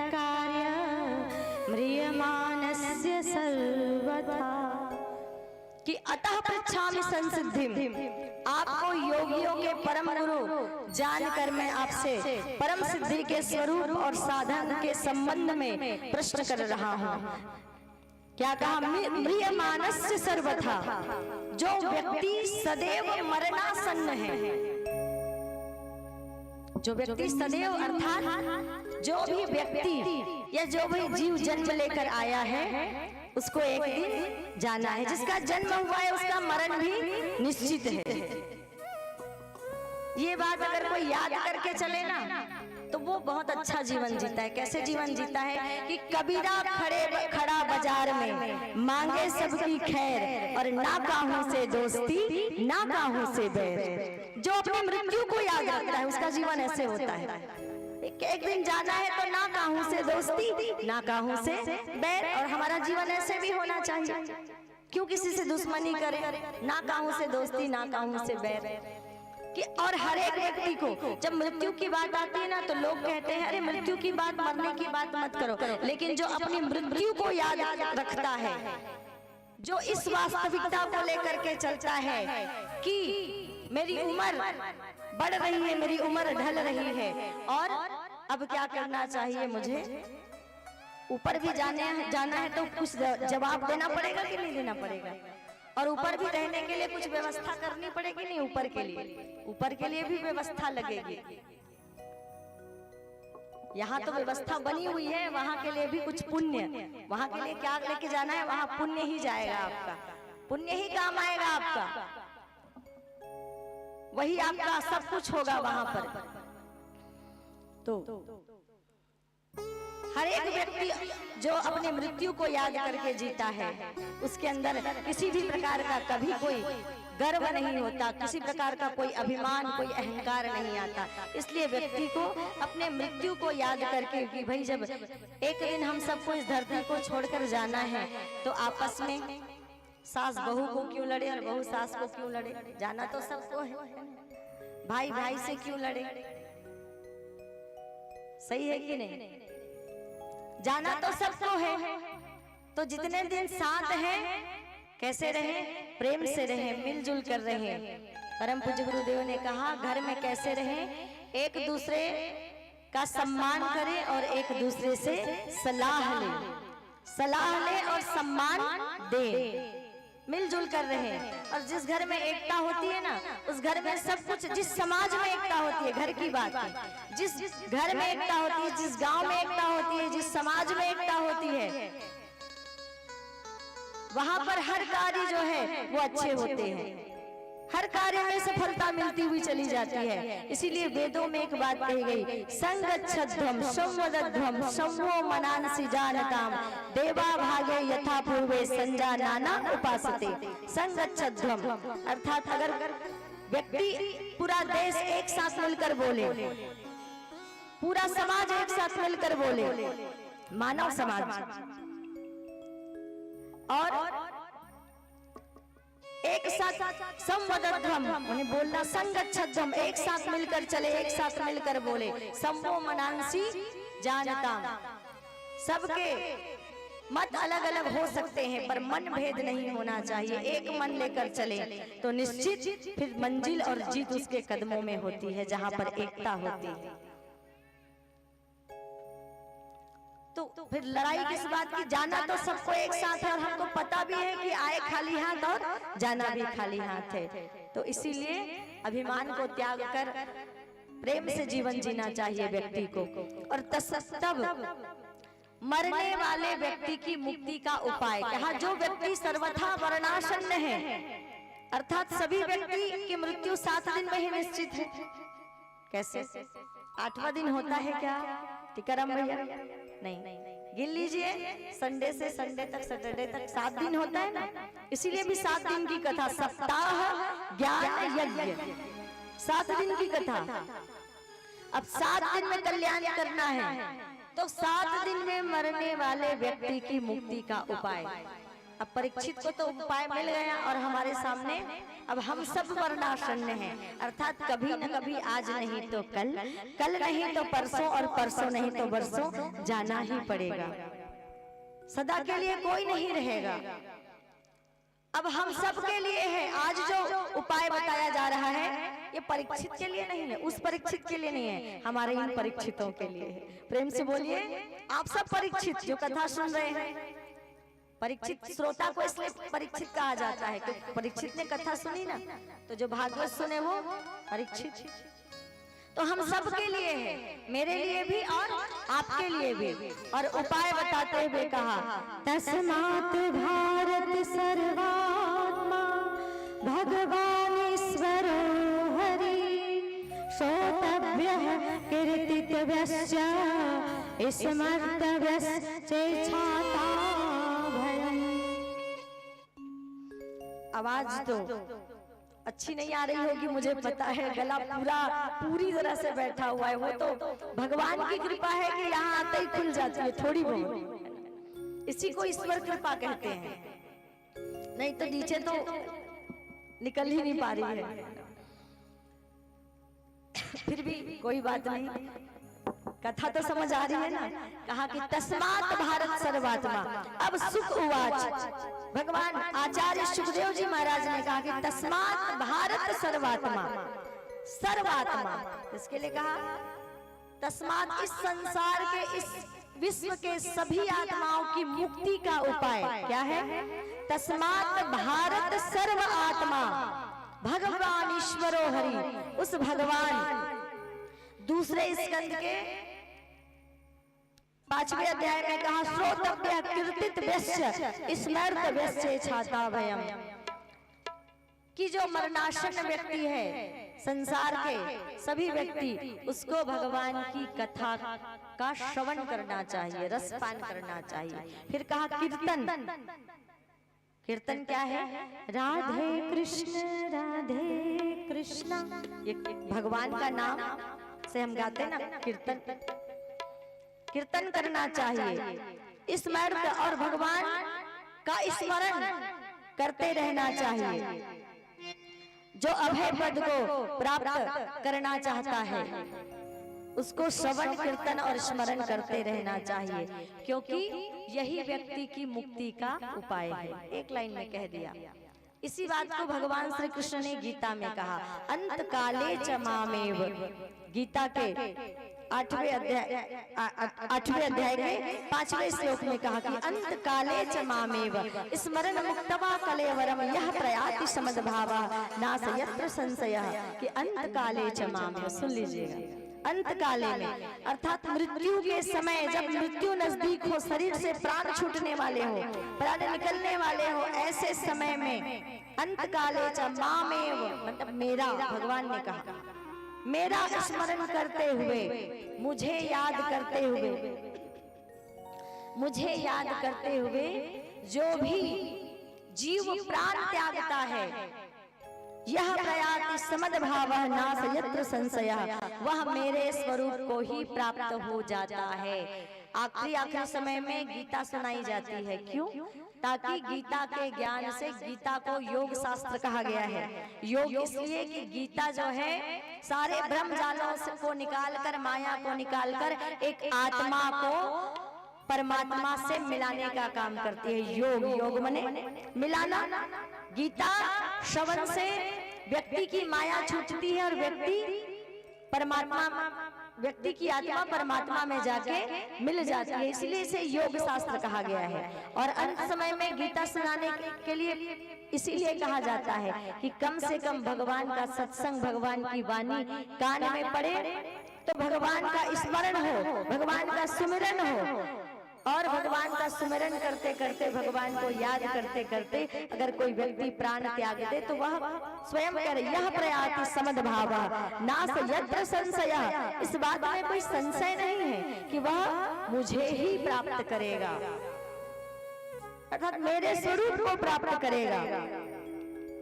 पर भाई जिसकी हमें आदत नहीं है, अचानक वो हमसे होगा भी नहीं, तो इस कैसे करना है? हर घड़ी हर पल कर से कर्म करहु दिनाना और मन राखहु जहाँ कृपा निधाना। आचार्य सुखदेव जी महाराज कहते हैं कि काम कुछ भी करते रहे। बाबा जी ने कहा तुलसीदास जी ने कि कर से कर्म करम न दिनाना। अब ये तो संभव नहीं है भाई कि दिन भर भगवान के सामने हर घड़ी हर पल कह रहे हैं, लेकिन कैसे संभव है हर घड़ी हर पल? दुनिया भर के काम होते हैं, नौकरी चाकरी, खेती बाड़ी, भोजन बनाना बहनों का होता है ना। अब हर घड़ी हर पल माला लेके बैठेंगे तो खाएंगे पिएंगे क्या? तो कह दिया कि कर से कर्म करो न दिनाना। काम करते रहे, मना नहीं किया, काम करते रहे, माला लेके नहीं बैठना है। काम करते करते बहनें झाड़ू लगाते लगाते, बर्तन मांजते मांजते, भोजन बनाते बनाते।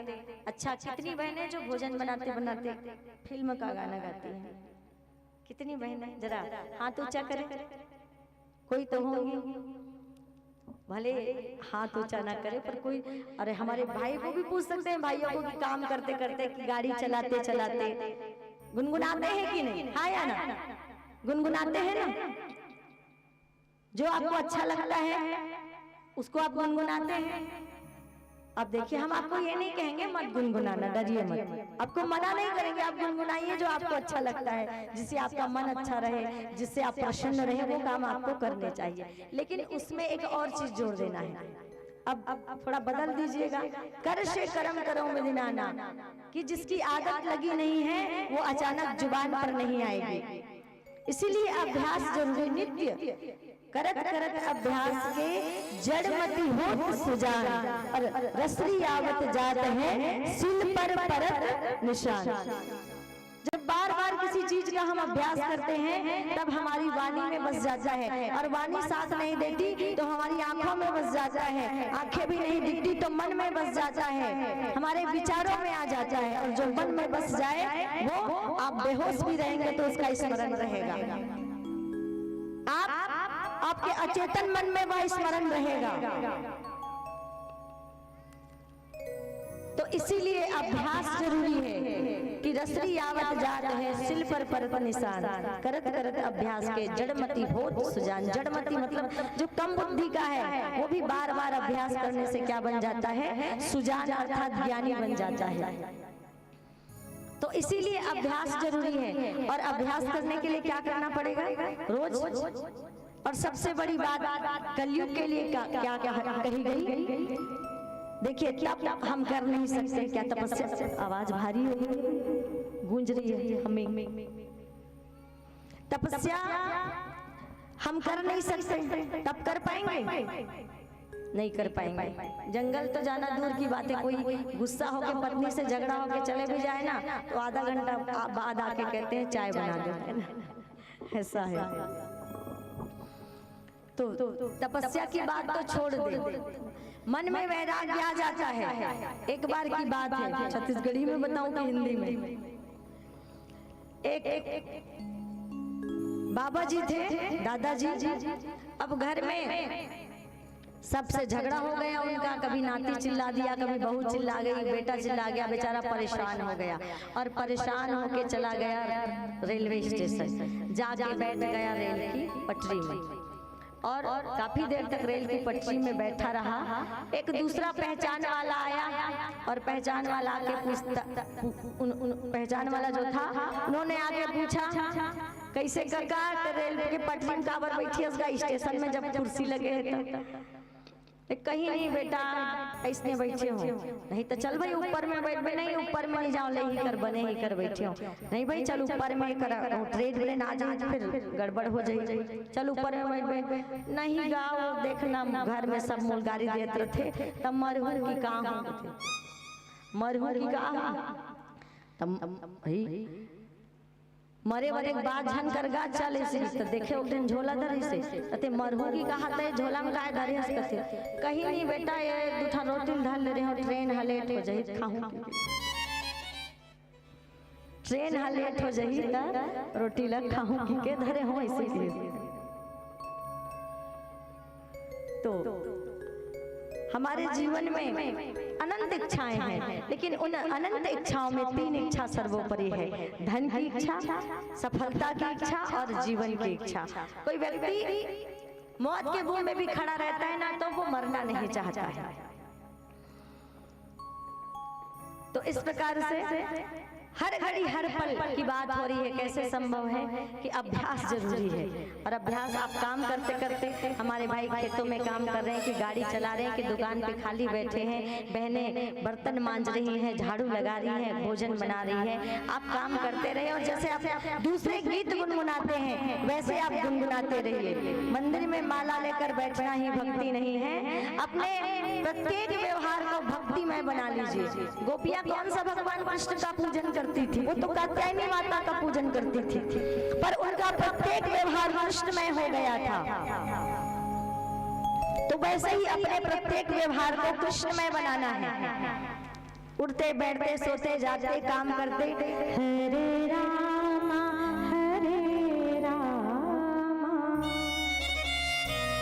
रामा रामा हरे हरे। एक बार गाइए सभी लोग।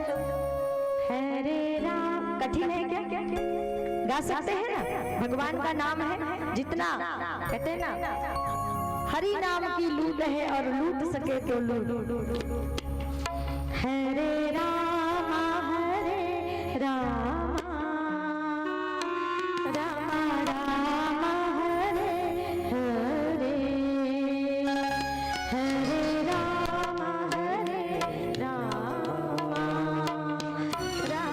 रामा हरे हरे।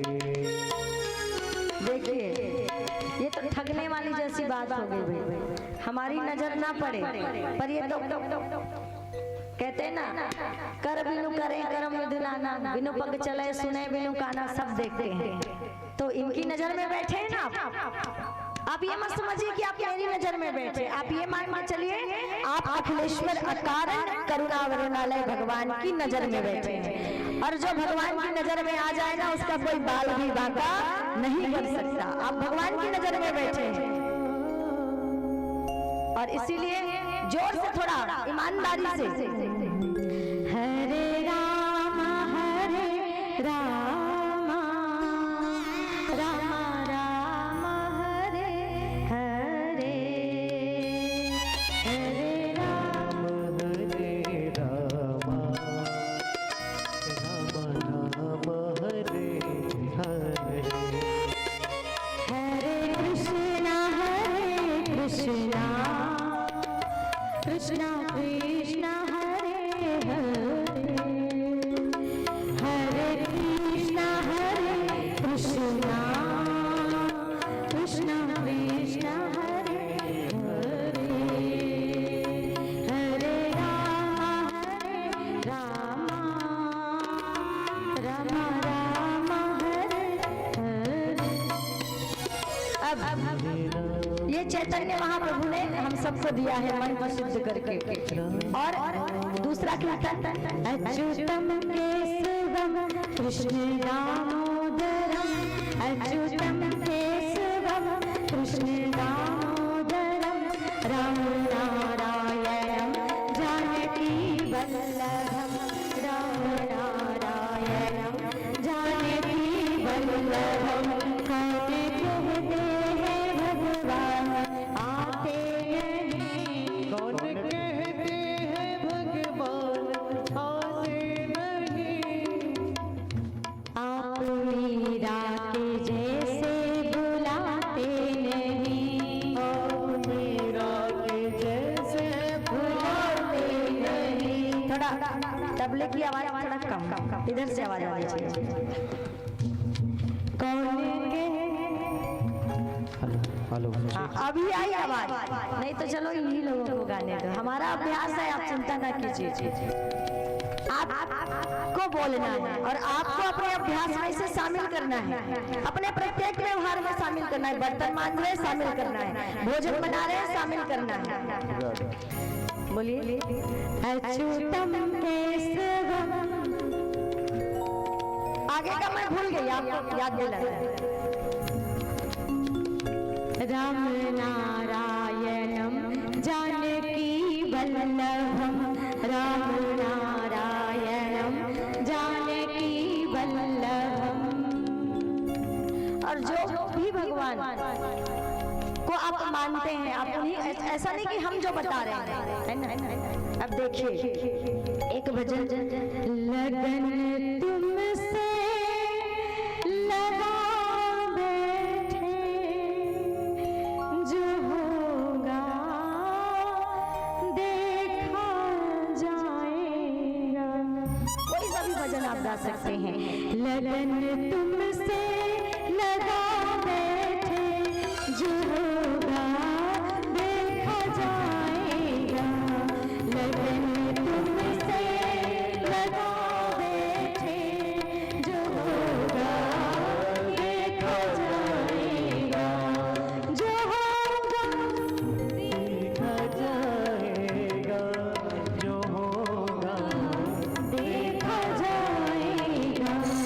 तेरे चरणों में आ बैठे, तेरे चरणों में आ बैठे। जो समाप्त होगा और नियंत्रण में रहेगा तो वो कम खर्च होगा। तो आसन प्राणायाम करके अपने सांसों पर नियंत्रण पाएं। फिर जीत श्वासों कहते हैं, जीतासनो जीत श्वासों। आसन को जीत कर सांसों पर कंट्रोल। और उसके बाद कई ठन बात ऐसे रहते थे हिंदी में समझ में नहीं आए, सीधा अंग्रेजी में समझ में आते। कंट्रोल के तो सब कुछ समझ गई सही, और नियंत्रण थोड़ा कठिन हो जाते। काबर बोलचाल की भाषा में बहुत कम आते नियंत्रण शब्द है। और जीत संगो कपड़े को जैसा रंग मिले और मानव को जैसा संग मिले। संगति का बड़ा असर बताया गया है कि जीत संगो जितेंद्रिय, संगति को जीते अर्थात अच्छी संगति करे, अच्छे लोगों के संपर्क में रहे, अच्छे लोगों के सानिध्य में रहे, अच्छे विचारवान लोगों से अपना संपर्क बनाए। संगति अच्छी होगी तो हमारा विचार भी अच्छा होगा, क्योंकि संगति का असर धीरे धीरे व्यक्ति को हो ही जाता है। और इसके बाद कहते हैं कि स्थूले भगवतो रूपे, उस भगवान के स्थूल जो स्वरूप है उसको अपने हृदय में धारण करें। और अष्टांग योग वैसे तो बताया गया है, यम नियम आसन प्राणायाम प्रत्याहार धारणा ध्यान और समाधि, ये 8 अष्टांग योग बनाए गए बताए गए, जिसके माध्यम से पर हम ये सब तो कर नहीं पाते। कम से कम एक आसन ही कर ले, प्राणायाम ही कर ले। अब कहते हैं मन कैसे लगेगा, तो मन को लगाने का उपाय बता दिया। मन को लगाए रहिए, कीर्तन करते रहिए और मन आपका फिर धीरे धीरे लगेगा, एकदम से तो नहीं लगेगा। जैसे मृत्यु को नहीं बता सकते ना कितने बज कितने मिनट में, वैसे ही मन कब लगेगा ये भी कोई तय नहीं है। वर्षों भी लग सकता है मन लगने में। और इसके बाद कहा तो जरूर भगवान राजा परीक्षित पूछते हैं क्या भगवान जल्दी स्नान करने वालों को मिलते हैं? सुखदेव जी महाराज ने कहा बताओ परीक्षित, बंदर भालू कौन सा नहाते थे? बिना नहाए बंदर भालुओं को भगवान मिल गए राम जी। इसका मतलब ये नहीं है कि कल से आप भी नहाना बंद कर दें। शरीर की शुद्धि के लिए तो आवश्यक कर्म है स्नान। तो फिर भगवान उम्र देखते होंगे। तो ध्रुव और प्रहलाद की क्या उम्र थी? लोगों को लगता है भक्ति बुढ़ापे में होती है और बचपन खेल कूद में निकल जाता है, जवानी जो है जिम्मेदारी में निकल जाती है, और जब बुढ़ापा आता है तो किसी के कान सुनाई नहीं देते, किसी के पैर नहीं चलते, शरीर साथ नहीं देता। तो बुढ़ापे में तो भक्ति हो ही नहीं सकती। भक्ति की शुरुआत तो बचपन से। ध्रुव और प्रहलाद 5-5 वर्ष के थे और भगवान को पा लिया। और आचार्य सुखदेव मुनि ने कहा कि परीक्षित तुमने तो जन्म ही नहीं लिया था, और तुम्हारी रक्षा के लिए जब सूक्ष्म रूप बनाकर भगवान शंख चक्र पद्म गदा लेकर उत्तरा के गर्भ में प्रवेश किया और तुम्हारी रक्षा की, तो तुमने तो गर्भ में ही जन्म लेने से पहले भगवान का दर्शन पा लिया। तो भगवान को प्राप्त करने की कोई आयु नहीं होती। किसी भी आयु में जब भक्ति अंदर जागृत हो, प्रेम अंदर जागृत हो, भावनाएं हमारे जब प्रस्फुटित हो और प्रेम का बीज जब व्यक्ति के अंदर उत्पन्न हो, तब भक्ति की शुरुआत कर देनी चाहिए। तो भगवान उम्र भी नहीं देखते। तो कहा कि भगवान ज्ञानियों को मिलते होंगे। क्या कहा? व्याघस्या चरणम ध्रुवस्य च वयो विद्या गजेन्द्रस्य का। क्या ध्रुव की क्या आयु थी? ध्रुव तो केवल 5 वर्ष के थे अगर भगवान उम्र देखते। और क्या कह रहे? ध्रुवस्य च वयो विद्या गजेन्द्रस्य क्या। अगर भगवान ज्ञानियों को मिलते तो गजेंद्र की क्या विद्या थी? कौन सा उन्होंने PhD किया था कहीं कॉलेज में जाके, दर्शन शास्त्र में MA किया था कि और कुछ किया था? कौन सा वेद शास्त्र पढ़ा था? जो भगवान मिल गए का विद्या गजेन्द्रस्य, गजेंद्र की क्या विद्या थी? तो भगवान फिर ज्ञानियों को भी नहीं मिलते।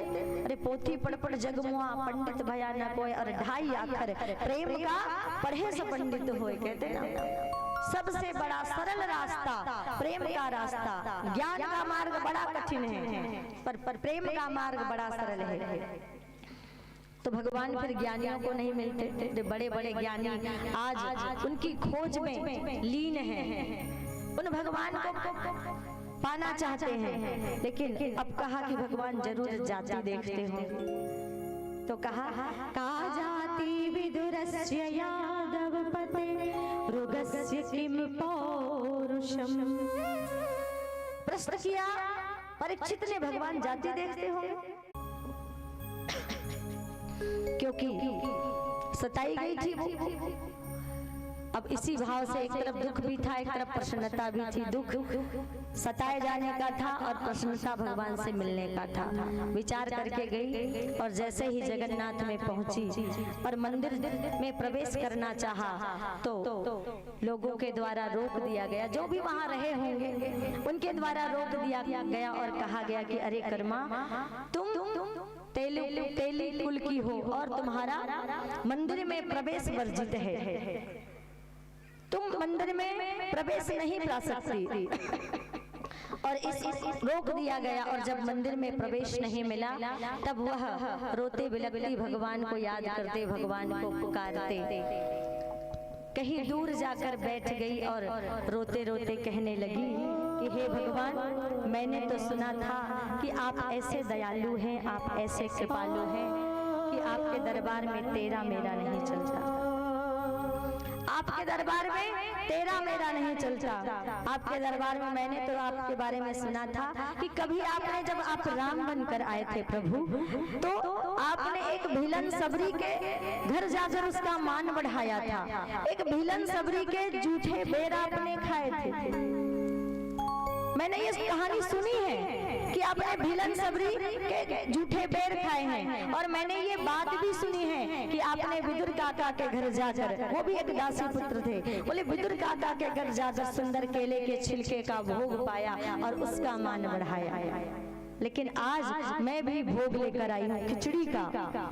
जब आप सबरी का भोग पा सकते हैं, आप विदुर के घर का भोग पा सकते हैं, फिर मेरा क्यों नहीं? और प्रार्थना करने लगी कि ये कैसा तेरा इंसाफ है भगवान कि तूने ही दुनिया बनाई, तूने ही दुनिया बनाई और तेरा ये कैसा इंसाफ है कि एक छोटा एक बड़ा, एक सवर्ण एक अवर्ण एक शूद्र, ये कैसा भेदभाव है भगवान।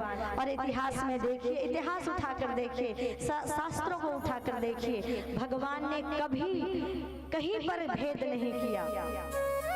भीलन सबरी का मान बढ़ाया, विदुर का मान बढ़ाया, केवट को गले लगाकर केवट निषाद का मान बढ़ाया। राजा जनक ने 4 कन्याएं दी, लेकिन 4 कन्याओं को देने के बाद भी भगवान के केवल अंगूठे का चरणामृत पाया। लेकिन केवट का सौभाग्य देखिए, केवट का सौभाग्य देखिए, पूरे दोनों पैर को धोया और चरणामृत पाया है। और स्वयं भगवान उसके पास आके मांगने लगे, भैया हमें पार करा दो। वो भगवान कह रहे हैं, तीनों लोग के स्वामी की जासु नाम सिमरत एक बारा, उतरहि नर भव सिंधु अपारा। वो भगवान कह रहे हैं हमें पार लगा दो। उस केवट को उन्होंने गले लगाया। तो कहीं पर आपको लगता है कि भगवान में मन में थोड़ा सा भी भेद है या भगवान भेद करते हैं? लेकिन ये तेरा मेरा ऊंचा नीचा, ये दुनिया की बनाई हुई बातें हैं। और कर्मा रोते रोते बैठ गई अपना भोग लेकर और कहने लगी, चाहे मान प्रतिष्ठा मिले न मिले, अपमान गले में बंधाना पड़े। और कहते हैं जल भोजन की परवाह नहीं, करके व्रत जन्म बिताना पड़े। कहा कि भगवान मैं यहाँ मान प्रतिष्ठा लेने नहीं आई, मैं तो केवल आपके दर्शन के लिए आई हूँ और एक भक्त बनकर आई हूँ।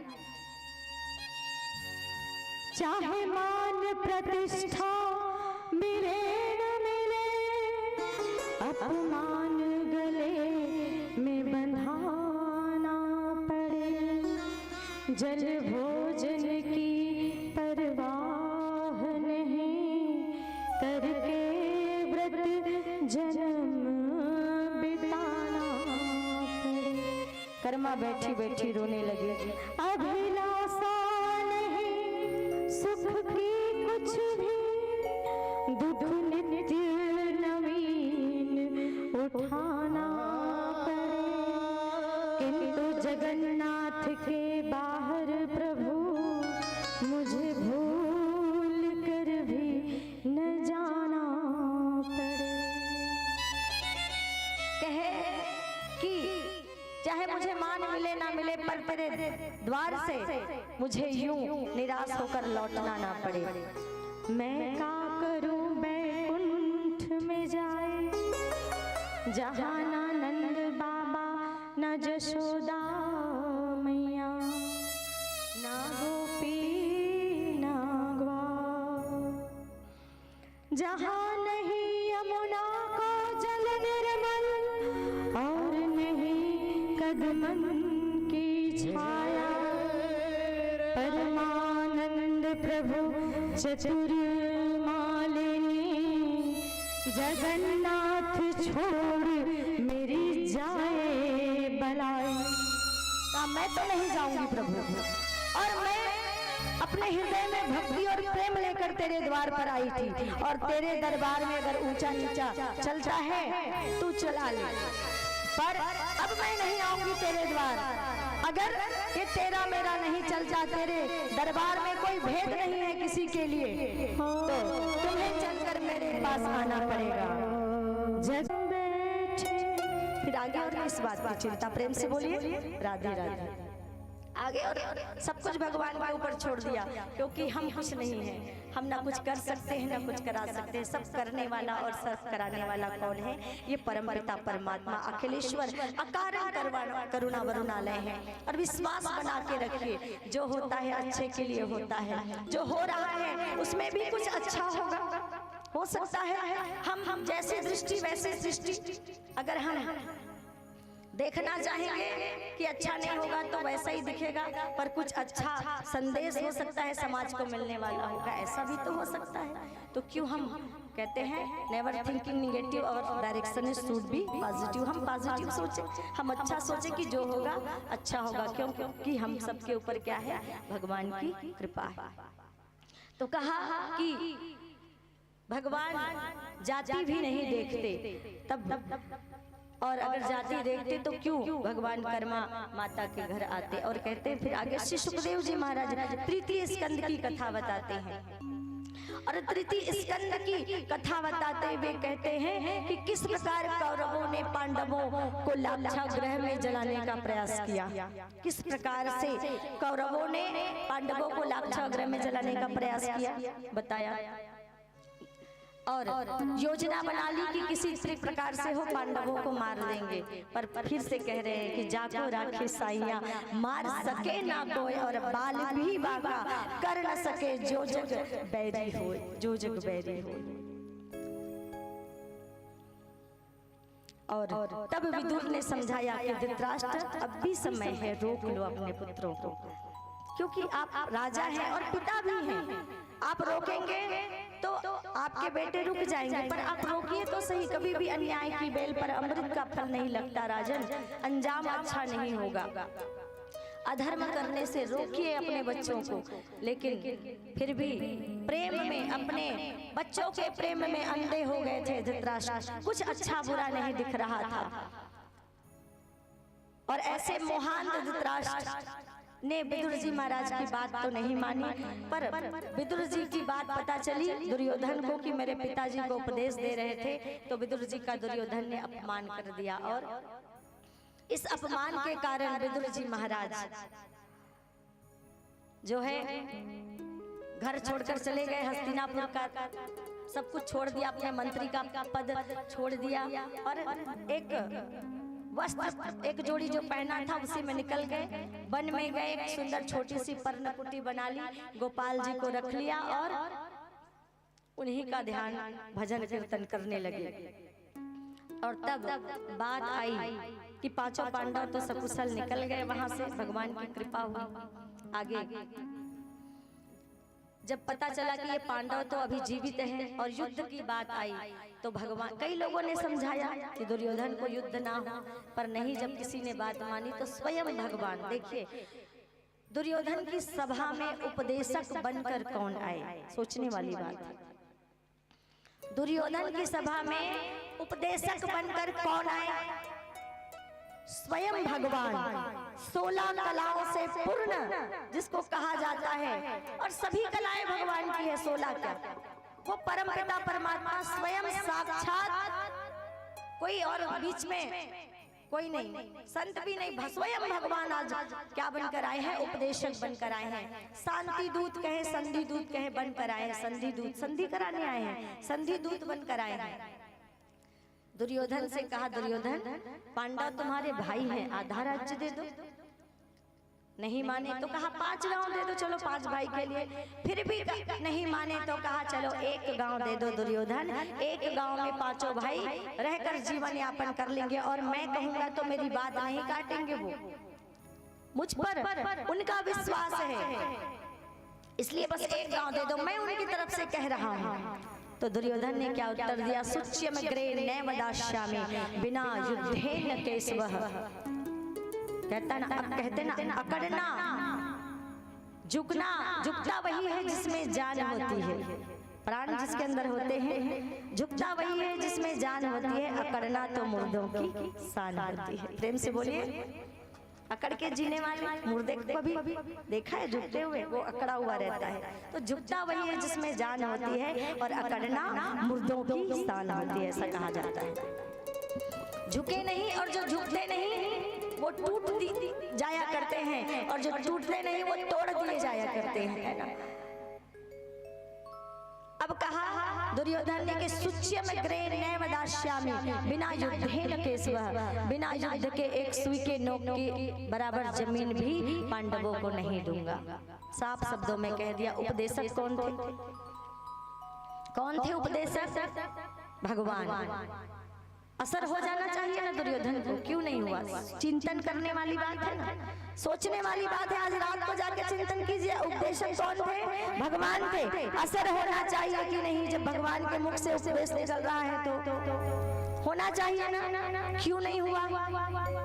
क्यों नहीं हुआ? होना चाहिए। रावण को भी होना चाहिए था, कंस को भी होना चाहिए था, और ये दुर्योधन को भी होना चाहिए था। भगवान खड़े हैं, भगवान समझा रहे हैं, होना चाहिए था कि नहीं? पर हुआ क्यों नहीं? बताइए, बताना पड़ेगा। हुआ क्यों नहीं? बताइए भैया, आप ही बताइए। हुआ इसलिए नहीं कि उपदेश को सुना, लेकिन सुनकर उसे अपने जीवन में नहीं अपनाया। उस उपदेश को उन्होंने स्वीकार नहीं किया, और जब स्वीकार ही नहीं किया तो जीवन में अपनाया भी नहीं। भाई उपदेश आप कैसेट लगा के भी सुने, रास्ता चलते अगर कोई आपको कह दे कोई अच्छी बात, और उसकी अच्छी बात अगर आपने मान ली, कोई भी व्यक्ति रास्ता चलते आपको कोई अच्छी बात कह दे और आप अगर उसकी बात मान ले, तो आपके कब कल्याण होगा? जब आप उसकी बात मानेंगे और उसके अनुरूप आप जीवन जीकर कार्य करेंगे, तब वो उपदेश आपके जीवन में फलीभूत होगा। अब इसमें कहने वाले की गलती है क्या? बताइए। उपदेशक कोई भी हो, वो तब तक व्यक्ति के जीवन में फलीभूत नहीं होगा जब तक उसे सुनकर वो अपने कर्म, अपने ज्ञान को अपने कर्म के रूप में परिणत नहीं करेगा, जब तक उसे अपने आचरण गुण कर्म स्वभाव में नहीं लेकर आएगा, तब तक आप जो है, नहीं तो फिर इतनी कथाएं हो रही है कि दिन में दुनिया बदल 10-10 हजार भीड़, एक कथा पंडाल में कितनी भीड़, 10-10 हजार की भीड़ है। बातें तो हर कथा में अच्छी ही बताई जाती है, पर हम उसे सुनकर ग्रहण नहीं कर पाते हैं। तो मेरे भाइयों बहनों, स्वयं भगवान भी आकर किसी को अपने रास्ते नहीं चला सकते, केवल सत्संग के माध्यम से अच्छे जीवन जीने की प्रेरणा दी जा सकती है, सन्मार्ग पर चलने की प्यास पैदा की जा सकती है, पर भगवान भी आकर किसी को जबरदस्ती अपने रास्ते नहीं चला सकते। नहीं तो पकड़ लेते भगवान दुर्योधन का हाथ और कहते, अरे दुर्योधन तू मेरी बात नहीं सुन रहा है, चल मेरे साथ। हाथ पकड़ के खींच कर ले जा, समझाया, दूत बनकर आए, पर हाथ पकड़ कर नहीं ले गए। कहा ठीक है भाई, तुम्हारी मर्जी, हमने तो तुम्हें समझाया था। अब बताइए, रास्ता चलते भी कोई अच्छी बात कहे और अपना ले तो जीवन बदल सकता है। आगे आप खुद समझदार हैं। स्वयं भगवान आए थे, 56 भोग के लिए निमंत्रित किया, पर कह दिया दुर्योधन ने से, भगवान कृष्ण ने अभी अभी खाकर घर से निकला हूँ, भूख नहीं है। और सभा में दूर विदुर जी महाराज खड़े हैं, मंत्री का पद त्याग दिया इसलिए सभा में है दूर, भगवान का दर्शन करने आए हैं। और फिर कहा भगवान कृष्ण ने उसी सभा में कि अरे दुर्योधन, वैसे भी मुझे भूख नहीं है और विदुर काका के घर मेरा निमंत्रण है। और विदुर जी हड़बड़ा गए, अरे भाई टेलीफोन तो था नहीं कि पहले से निकलने से पहले कह दिया हो कि हम आज आपके घर भोजन करेंगे, और अभी तो मुलाकात भी नहीं हुई, पर ये कैसे कह दिया कि मेरे घर निमंत्रण है। तुरंत विदुर जी महाराज निकले, कुछ ले लूं घर के लिए, घर में तो कुछ है नहीं, इसका क्या ठिकाना, कभी भी पहुंच जाए। बाजार जाने के लिए निकले विदुर जी, उस सभा से तो दुर्योधन ने मुनादी करा दी, आज कोई विदुर को सामान नहीं बेचेगा। विदुर एक दुकान से दूसरे दुकान घूमते रहे, कोई सामान नहीं मिला। इधर भगवान, स्वयं भगवान भक्त के द्वार पर जाकर खड़े हो गए, दरवाजा खटखटाया, और दरवाजा खटखटाया तो अंदर से आवाज आई, कौन? अंदर विदुरानी थी, विदुर जी तो हस्तिनापुर में भटक रहे हैं माखन मिश्री लेने, अंदर विदुरानी है। कहा काकी मैं आया हूँ कृष्ण, मैं आया हूँ कृष्ण।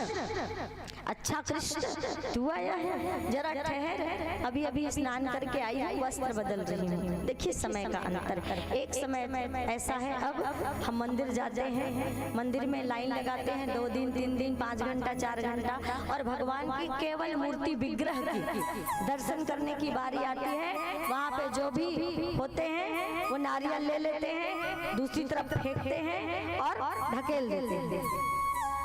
का कर बुंदई 4000 की गाड़ी किराया कर रहे हैं, अतका कन के टिकट कटा रहे हैं, अतका कन खर्चा हो गए, एक कनी खड़े हो कहीं प्रार्थना कर लेते हैं, कहीं मांग लेते हैं, तो बरोबर देखे घलो नहीं सके, नरिया लग फेंक, जिस काकर मन खराब हो अभी तक बताओ, हाथ ऊपर करके कैमरा उधर घुमाना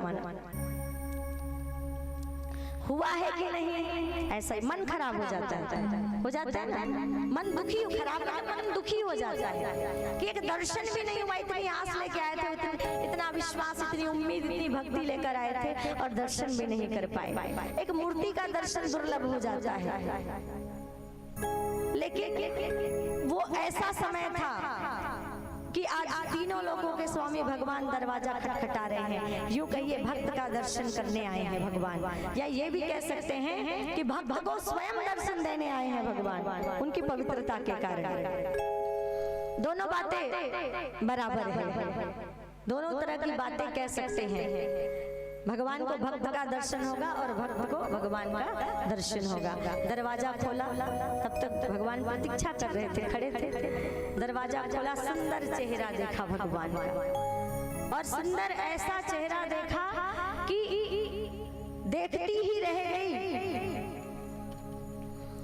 विदुरानी अंदर आने के लिए नहीं कहा, और कैसा सुंदर श्रृंगार है, जरी की पगड़ी बांधे सुंदर आँखों वाला, और कितना सुंदर लागे बिहारी कितना लागे प्यारा, जय की पकड़ी बांधे सुंदर आँखों वाला, कितना सुंदर लागे बिहारी, कितना लागे प्यारा, जय की पगड़ी बांधे, जय की पगड़ी बांधे सुंदर आँखों वाला, कितना सुंदर लागे बिहारी, कितना लागे प्यारा। वहीं पर दरवाजा में निहार रही है और तब भगवान कृष्ण ने कहा काकी अंदर नहीं बुलाओगी, तब अंदर बुलाया, पर अंदर बुलाया तो देख रही है भगवान के चेहरे को, चौका लेकर आई, चौकी बैठी तो उल्टा रख दिया। कानों में कुंडल सोहे, सिर मोर मुकुट विराजे, कानों में कुंडल सोहे, सिर मोर मुकुट विराजे, सखियां पगली होती जब होठों पे बंसी बाजे, सखियां पगली होती जब होठों पे बंसी बाजे। कन्हैया भी तो ऐसे ही हैं कि सबको अपनी तरफ खींच लेते हैं। है चंदा ये सांवरा, तारे हैं ग्वाल वाला, है चंदा ये सांवरा, तारे हैं ग्वाल वाला, कितना सुंदर लागे बिहारी, कितना लागे प्यारा, कितना सुंदर लागे बिहारी, कितना लागे प्यारा, जय की पगड़ी बांधे।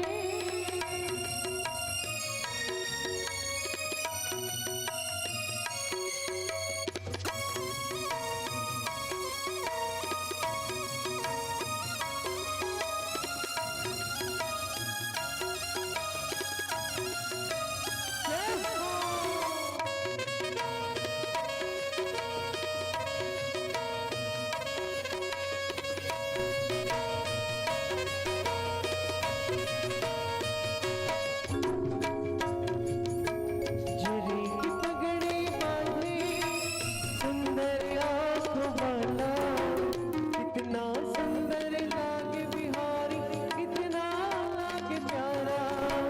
जरी की पगड़ी बांधे सुंदर आँखों वाला, देखिए कितना लागे प्यारा, कितना सुंदर लागे बिहारी, कितना लागे प्यारा।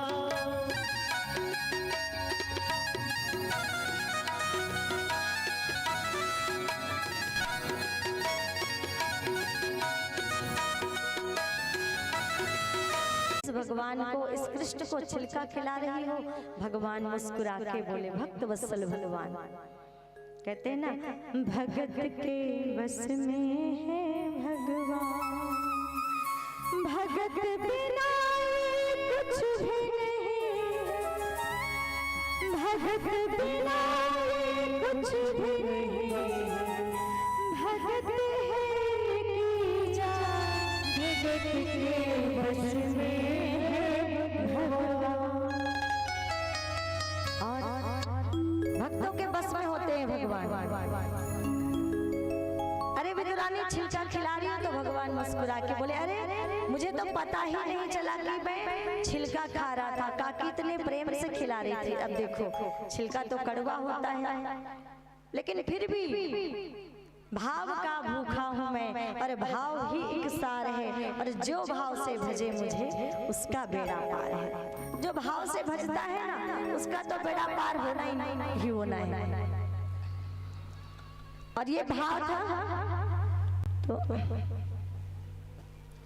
इसीलिए कहते हैं, भगत के बस में है भगवान। केले के छिलके का भोग पाया और विदुरानी का मान बढ़ाया। और जब उद्धव ने पूछा कि भगवान, जब भगवान अपने धाम जा रहे थे, तब उद्धव को ज्ञान दिया तो तो उस समय पूछ लिया उद्धव ने कि सबसे अच्छा भोग आपको कहाँ का लगा था? तो कहा कि एक तो एक तो सबरी के जूठे बेर का भोग अच्छा लगा था, और एक दूसरा विदुर रानी के केले के छिलके का भोग। निर्मल मन हो तो रघुनायक सबरी के घर आते, और श्याम सूर की बाह पकड़ के साग विदुर घर खाते। किसी सेठ के घर, किसी राजा के घर, किसी महाराजा के घर, इतिहास में सुना है। दीनों के घर, हीनों के घर, भक्तों के घर, शूद्रों के घर ही गए भगवान। रैदास कौन है? 2-2 बार गए, 3-3 बार गए, कढ़ी चावल खाया। चमार जाति का जिसको कहा जाता है, जाति दिया है ऐसे रैदास के घर में। लेकिन कहते ना, जात पात पूछे नहीं कोई, हरि को भजे सो हरि की। वही भगवान उनके घर गए। चमड़े के खप्पर में पानी रहता है, जिसके घर में गए भगवान। जिनको शूद्र कहा जाता है, जिनको शूद्र कहकर आज दुनिया तिरस्कृत और अपमानित करती है, इतिहास गवाह है भगवान उन्हीं के घर गए। किसी राजा महाराजा के घर में भगवान नहीं गए, इतिहास गवाह है। आप इतिहास खोलकर देखिए, भक्तों की गाथा देखिए, भक्तमाल खोलकर देखिए कि किस प्रकार से भगवान ने भक्तों का मान बढ़ाया है। और आगे फिर कहते हैं कि विदुर काका से वो मुलाकात करे, उससे ऐसे उसके मन में भाव आया। तो आज उद्धव से कहते हैं जाते जाते कि उद्धव, मैं तो अब धाम छोड़कर जा रहा हूँ, लेकिन आज उस भोग के माध्यम से मुझे विदुर काका की बड़ी याद आ रही है। और कभी विदुर काका से मिलो तो उसे कहना कि मैं उन्हें याद कर रहा था। और भगवान जिनको याद करे उसके किस्मत के क्या कहने। जिसकी यादों में कोई रहता है, भगवान की यादों में अगर कोई रहे तो उसका कोई बाल भी बांका कर सकता है क्या? आज मुझे विदुर काका की याद आ रही है, मिलो तो कहना याद कर रहा था। और ये प्रभु की इच्छा थी। भगवान जब धाम चले गए तब ये उद्धव जी महाराज चलते चलते यमुना नदी के किनारे पर आए तो विदुर काका से इनकी भेंट हो गई। और ज्ञान की चर्चा हुई पहले, क्योंकि उद्धव कौन है? बृहस्पति के शिष्य ज्ञानी उद्धव जी महाराज, और एक भक्त है और एक ज्ञानी है। विदुर भक्त है, उद्धव ज्ञानी है। ज्ञान की चर्चा होने लगी, ज्ञान के बाद भक्ति की चर्चा होने लगी। देखिए, ज्ञान अपने आप में अधूरा है। ज्ञान के साथ अगर ज्ञान ही केवल रहेगा, केवल ज्ञान रहेगा, और ज्ञान के साथ भक्ति नहीं रहेगी तो क्या होगा? उस ज्ञान का व्यक्ति को अहंकार हो जाएगा। तो ज्ञान के साथ भक्ति भी जरूरी है, और भक्ति के साथ प्रेम भी जरूरी है, और प्रेम के साथ श्रद्धा भी जरूरी है, और इन सब के साथ विश्वास का होना जरूरी है। बिना भक्ति के दोनों एक दूसरे, ज्ञान और भक्ति एक दूसरे के पूरक है। बिना ज्ञान के भक्ति अधूरी, भक्ति बिना ज्ञान अधूरा। और ज्ञान भक्ति की चर्चा होने लगी। विदुर जी महाराज के पास बैठकर उन्होंने बाल लीला सुनी, दोनों ने आपस में चर्चा की। फिर पूछा कि ये बताइए, विदुर ने पूछा, भगवान संसार में लोग सुख के लिए ही कर्म करते हैं, परंतु उन्हें सुख नहीं मिलता और ना ही उसका दुख दूर होता है। और समय समय पर भगवान अपने भक्तों को बचाने के लिए अवतार लेते हैं। तो मैं विदुर जी ने कहा जब उद्धव से, तो उद्धव ने कहा कि भाई इस प्रश्न का उत्तर तो आपको मैत्रेय मुनि से मिलेगा। तो मैत्रेय मुनि के पास गए और मैत्रेय मुनि से यही चर्चा हुई कि कोई दुखी क्यों, कोई सुखी क्यों, और भगवान फिर अपने भक्तों को बचाने के लिए अवतार क्यों लेते हैं। तो मैत्रेय मुनि ने कहा कि विदुर जी, स्वयंभू मनु और शत्रुपा से वंश आगे बढ़ा, और जब प्रलय काल आया और पृथ्वी जब रसातल में चली गई, और भगवान के जो संतान हैं जब वो इधर उधर घूमने लगे, तब उस पृथ्वी की पुनर्स्थापना के लिए भगवान से निवेदन किया गया। क्योंकि वो पृथ्वी जब रसातल में चली गई तो उस पृथ्वी पर एक हिरण्याक्ष नाम का जो दैत्य था, उन्होंने कब्जा कर लिया। और ये हिरण्याक्ष कौन है? कश्यप जी महाराज की 13 पत्नी, और ये राजा दक्ष की 13 कन्याएं हैं जिन्होंने कश्यप जी महाराज के साथ इनका विवाह किया है। दक्ष की 13 कन्याओं में सबसे बड़ी कन्या का नाम दिति, और ये राक्षसों की माता है। दिति ने एक दिन पुत्र की इच्छा प्रकट की। कश्यप जी ने समझाया कि ये समय सही नहीं है, पर नहीं मानी तो कश्यप जी ने ही श्राप दे दिया, जाओ तुम्हें पुत्र तो होंगे पर दोनों पुत्र राक्षस होंगे, दोनों राक्षस होंगे। लेकिन जब क्षमा मांगी दिति ने तो कहा दोनों पुत्र राक्षस होंगे लेकिन भगवान के पार्षद होंगे। सुनत कुमार चारों भाई एक बार भगवान के धाम वैकुंठ गए, और भगवान जब विश्राम गृह में शयन कर रहे थे तो उसी समय मिलने की इच्छा प्रकट की सनत कुमारों ने। तो जय और विजय जो भगवान के पार्षद थे उन्होंने रोका, अभी प्रभु के विश्राम का समय है, जरा प्रतीक्षा कीजिए, पर नहीं माने और श्राप दे दिया, तुम हमें भगवान से मिलने के लिए रोक रहे हो, जाओ तुम 3 जन्मों के लिए राक्षस हो जाओ, एक नहीं 3 जन्मों के लिए राक्षस हो जाओ। और यही जय और विजय भगवान के पार्षद दिति के गर्भ से उत्पन्न हुए। बड़े बेटे का नाम हिरण्याक्ष और छोटे बेटे का नाम हिरण्यकश्यप, दोनों भाई हैं। और इसी हिरण्याक्ष ने क्या किया, धरती पर, पूरी धरती पर अपना कब्जा जमा लिया। और तब चिंता हुई, देवता इधर उधर घूमने लगे, जब पृथ्वी नहीं है लोग इधर उधर कहाँ रहे, पृथ्वी की स्थापना फिर से करनी है, संकट आ गया। तब सभी लोग ब्रह्मा जी के पास निवेदन लेकर गए। ब्रह्मा जी नारायण के पास गए और नारायण से निवेदन किया, तो भगवान नारायण ने बहुत सूक्ष्म रूप बनाया और ब्रह्मा जी की नासिका से एक जीव के रूप में, एक वाराह के रूप में प्रकट हुए। बोले वाराह भगवान की जय। कहते हैं भगवान को जब जन कल्याण करना होता है, जब भगवान को धरती से पाप का बोझ कम करना होता है, तो मैले कुचैले में पड़े रहने वाले वाराह का रूप लेकर भी भगवान आ जाते हैं। कच्छ मच्छ श्री राम तुम्ही हो, नरसिंह और घनश्याम तुम्ही हो, अब प्रज्ञा अवतार, अब प्रज्ञा अवतार भगवान कि नरसिंह और घनश्याम तुम्ही हो, और अब प्रज्ञा अवतार। वो भगवान भी, वो गुरु भी तो हमारे एक प्रज्ञा अवतार है। प्रज्ञा अर्थात ज्ञान के अवतार है, जिन्होंने इतना ज्ञान दिया लोगों को, इतना ज्ञान दिया। किसी को कहें कि जीवन में 3200 किताब पढ़ ले तो पढ़ पाएंगे क्या? नहीं पढ़ पाएंगे। 24-24 लाख के महापुरुष शरण कर पाएंगे क्या? नहीं कर पाएंगे। पर इसी जीवन में 80 वर्ष में ये 24-24 लाख के महापुरुष शरण करना, तप तपस्या करना, हिमालय जाना और 3200 किताबें लिखना, अनेकों वांग्मय लिखना, उपनिषदों का भाष्य करना, वेदों का भाष्य करना, सारा ज्ञान, सारा अध्यात्म खोल के रख दिया है, सारा खजाना वहां पर पड़ा हुआ है। और जाइए, आपको एक भी ऐसा ज्ञान नहीं मिलेगा उनके ग्रंथों में जो इंसान को भ्रमित करे, जो इंसान को भटकाए। एक भी, केवल उनके ज्ञान के प्रकाश से आपका जीवन आलोकित ही होगा। उन्होंने ऐसा ज्ञान दिया कि उस ज्ञान से आप सबका, अगर उसको पढ़ेंगे, उसको समझेंगे, उसको जानेंगे, तो उसके ज्ञान से लोगों का भ्रम मिटेगा, लोगों की अंधश्रद्धा मिटेगी और एक उज्जवल भविष्य का निर्माण होगा। इस संसार में देवत्व आएगा अगर उसके ग्रंथ घर घर में पहुंच जाए और घर घर में उस ग्रंथ को गाया जाए, उसको पढ़ा जाए, उसका स्वाध्याय किया जाए। तो ऐसा ज्ञान उन्होंने दिया। तो ये प्रज्ञा अवतार भगवान, ये भगवान ही कर सकते हैं, कोई दूसरा और नहीं कर सकता। उनका वर्णन आया कि एक साथ एक बार 5 जगहों पर उपस्थित रहे, इसका भी प्रमाण मिलता है। परम पूज्य गुरुदेव पंडित श्री राम शर्मा जी आचार्य का एक साथ 5 जगहों पर उपस्थित होना भी प्रमाणित है।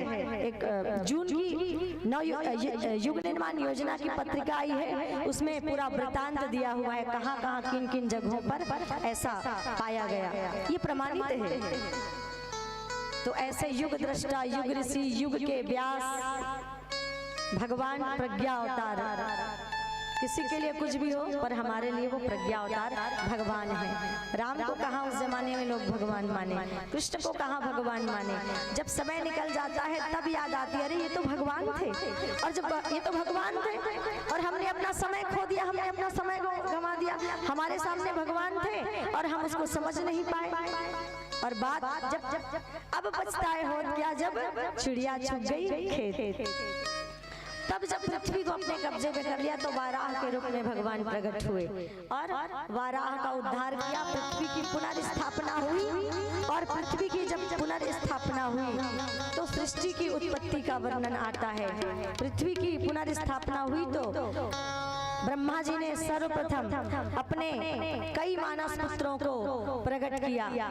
जितने मानस पुत्रों को प्रकट किया ब्रह्मा जी ने, भृगु, अंगिरा, कश्यप, ये सारे भगवान के, नारद, सभी किसी को अपने मुख से, किसी को अपनी नेत्रों से, किसी को अपने कानों से, नासिका से, मुख से, कंधे से, भुजाओं से, हर एक अंग से अपने मानस पुत्रों को शिव पुराण में सब कुछ वर्णन है कि कहां से कौन से ऋषि प्रकट हुए।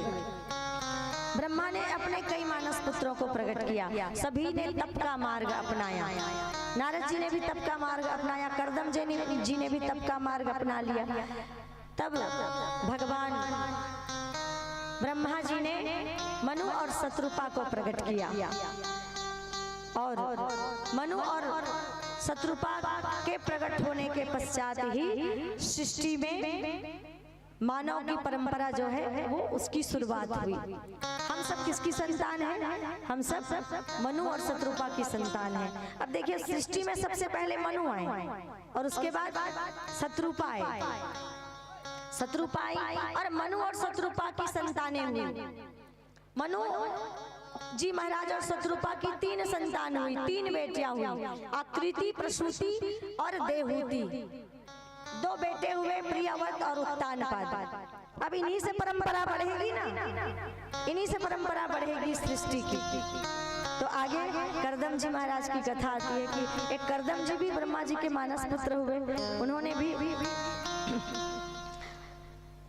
तपस्या का मार्ग अपनाया था, लेकिन एक दिन तपस्या छोड़कर विवाह की इच्छा प्रकट की तो स्वयंभू मनु की जो दूसरी बेटी थी देहूति, उसके साथ कर्दम जी महाराज का विवाह हुआ और विवाह करके लेकर आए पत्नी को और समाधि में बैठ गए।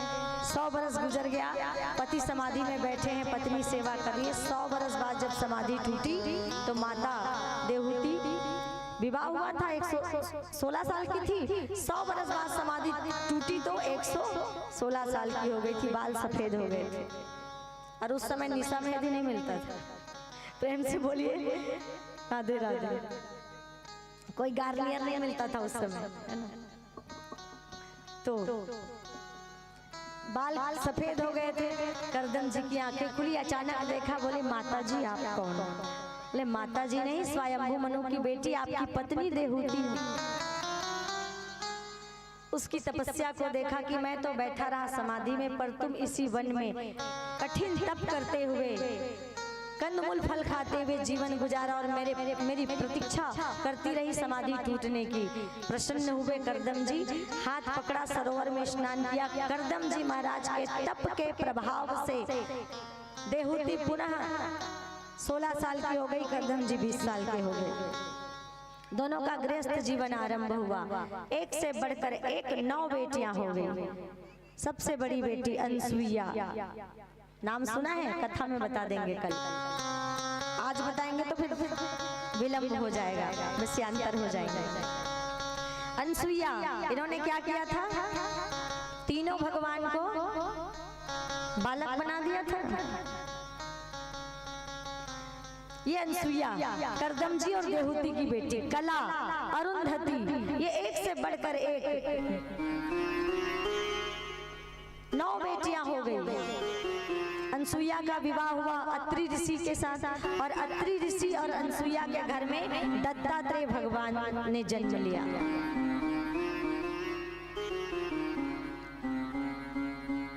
और इसके पश्चात जो है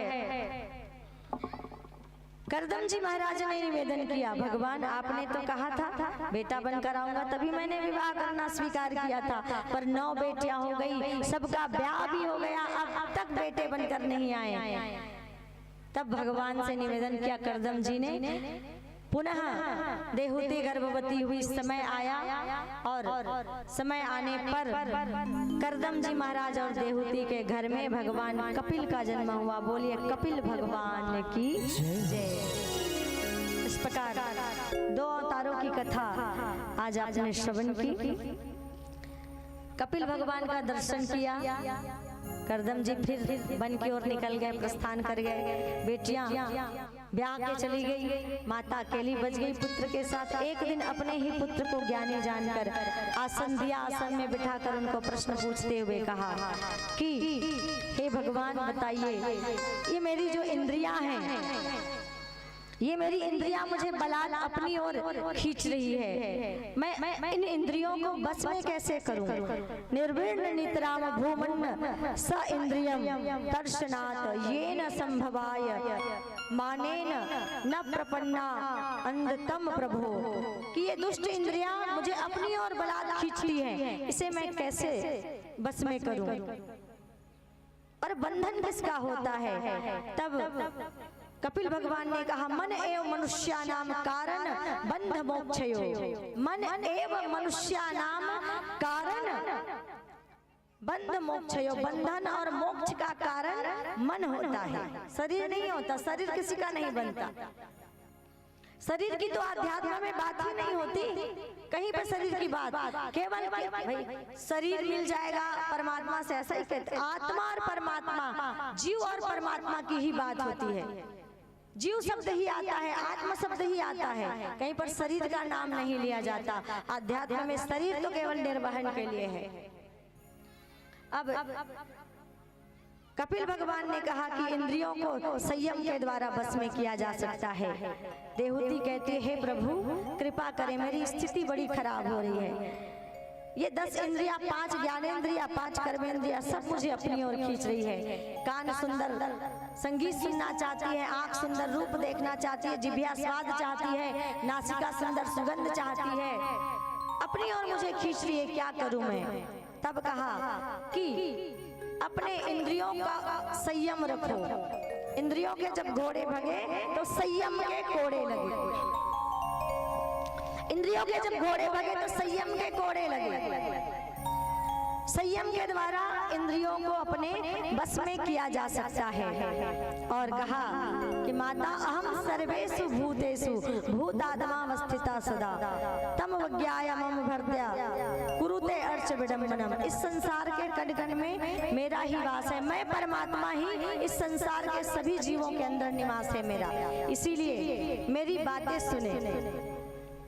कान को सुंदर भगवान की कथा श्रवण कराने की आदत लगाएं। ओम भद्रम कर्णे भी शृणुयाम देवा। कल्याणकारी वचनों को सुनने की आदत कान को लगा दे। भद्रम पश्ये माक्षभर्य जत्रा। पश्य मने देखना, दृश्य पश्य मने देखना। आंखों को अच्छी भगवान के सुंदर स्वरूप को देखने की आदत लगा दे। और भगवान ने मुख दिया है, अपनी वाणी से भगवान के गुणों को गाने की आदत लगा दे, भगवान के नाम को लेने की आदत लगा दे। इसी में व्यक्ति का कल्याण है और इसी से जो है हम अपनी इंद्रियों को संयमित कर सकते हैं। और कहते हैं माता शाकाहारी बने, क्योंकि जीवों की हिंसा करना पाप है। जीवों की हिंसा कभी किसी भी परिस्थिति में नहीं करनी चाहिए। ये स्वयं कपिल भगवान जो है अपने वाणी से बताते हैं। आइए एक भजन श्रवण करें, तत्पश्चात आगे की कथा में आगे बढ़ेंगे। हेलो भैया, इसकी मॉनिटर की आवाज थोड़ी hello hello hello hello check check check check hello hello check और थोड़ा बढ़ाइए hello check hello check check hello hello Shri Radhe Shri Radhe Shri Radhe Shri Radhe hello check hello hello check जय जय राम जय श्री राम जय जय राम जय श्री राम दो अक्षय का प्यारा नाम। जय जय राम जय श्री राम दो अक्षय का प्यारा नाम। राम नाम के सुमिरन से जाते सब बिगड़ेगा। जय जय राम जय श्री राम, दो अक्षर का प्यारा नाम। जय जय राम जय श्री राम, दो अक्षर का प्यारा नाम।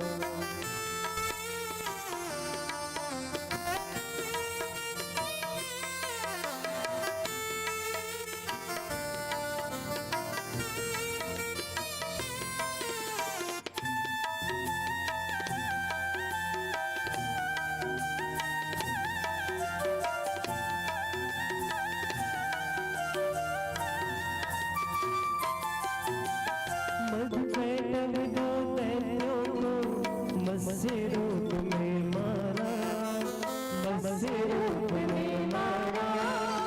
प्रेतों का उद्धार किया, मग्न हुआ जग सारा, मग्न हुआ जग सारा। सागर मंथन में प्रभु ने कच्छप रूप बनाया, अपनी पीठ पर मंदराचल पर्वत का भार उठाया। पृथ्वी की रक्षा के लिए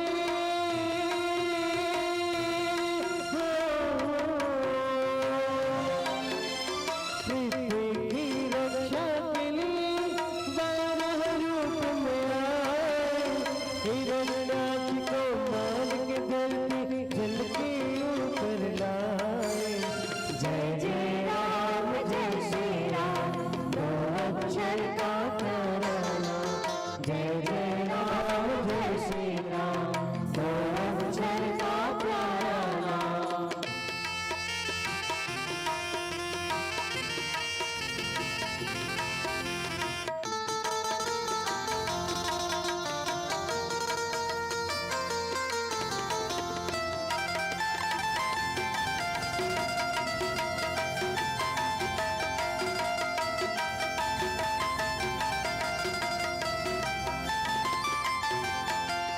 पत्नी की अभिलाषा से करदम जी ने तप थक गया, करदम जी ने तप थक गया। मन सोता दिन होती का, हाथ प्रभु करदम को दिया, हाथ प्रभु करदम को दिया। नौ पुत्री के बाद दोनों ने एक पुत्र को प्राप्त किया। लिए अवतार कपिल का प्रभु ने माता को उपदेश दिया। शांति शास्त्र के प्रदाता प्रभु जी,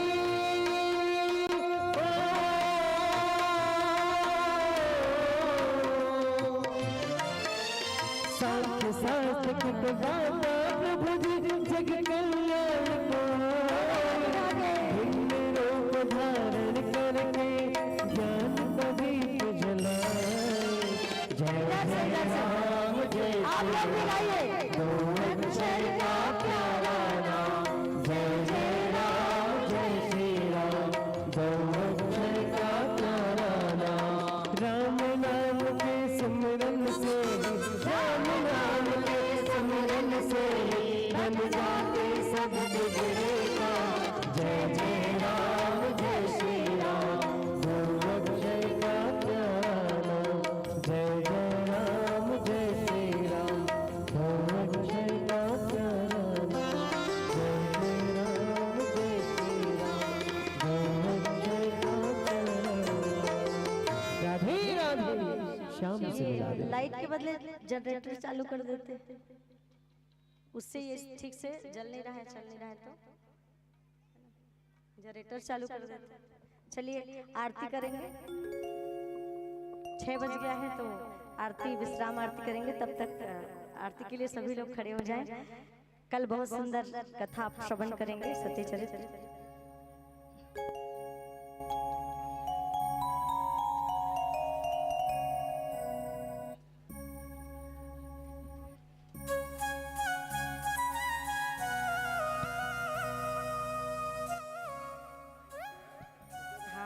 बहुत देर से लाइट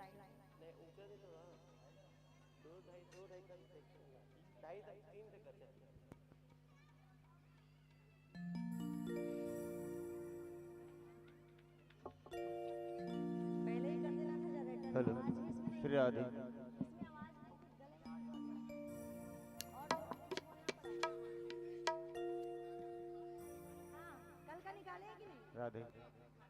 श्री राधे।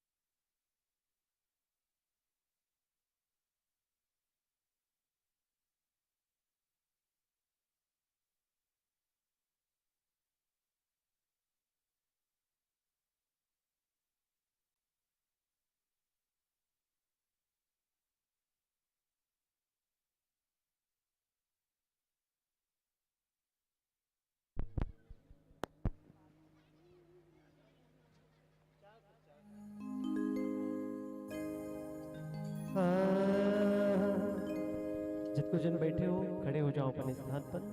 श्री राधे। कलाकार मल्ला छोड़ के। श्री राधे।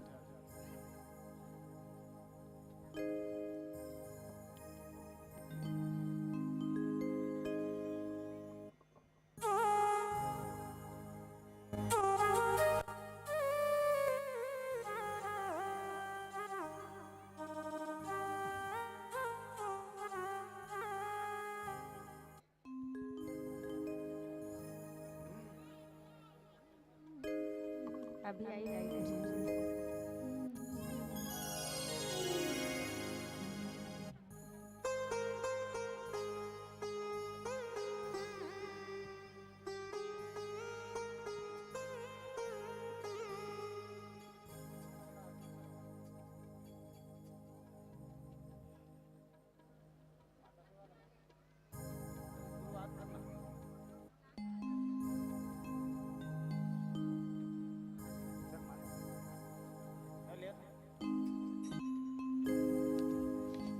काया के प्रियना आओ मन के बातें अखंड दीप जलावत हो हे बाके बिहारी हे त्रिपुरारी आरती तोर गावत हो आरती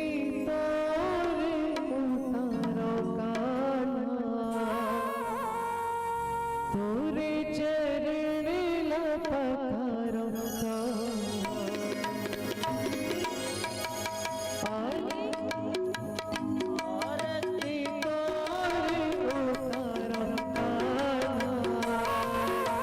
तोरे चरण लपकारो आरती तोरे उतारो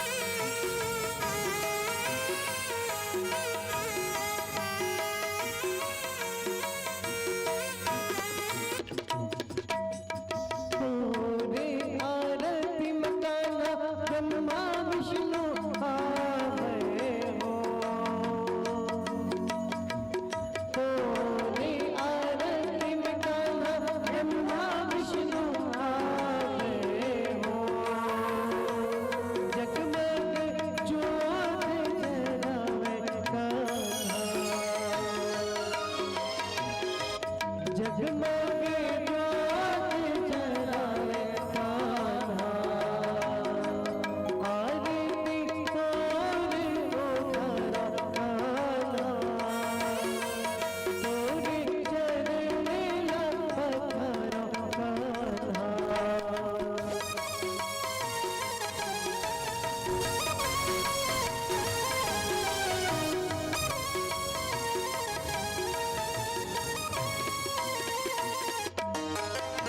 तोरी आरती में तारा राम लखन आवे हो,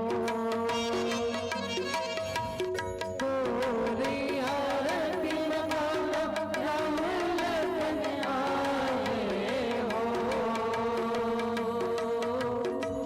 सतकी ध्वजा फहरावे कान्हा, सतकी ध्वजा फहरावे कान्हा,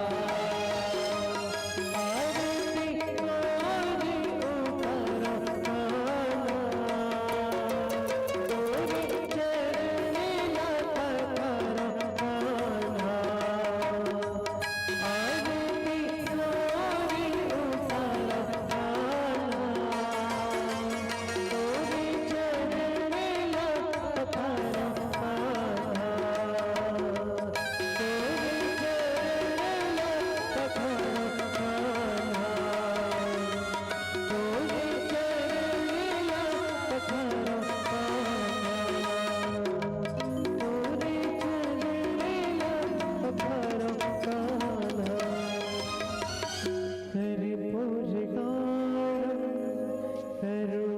करुणावतारम संसार सारम भुजगेन्द्रहारम सदा वसंतम हृदयारविन्दे भावं भवानी सहितं नमामि। त्वमेव माता च पिता त्वमेव, त्वमेव बन्धु च शिखा त्वमेव, त्वमेव वेद्या द्रविणं त्वमेव, त्वमेव शैवं मम देवदेव, त्वमेव शैवं मम देवदेव, त्वमेव शैवं मम देवदेव।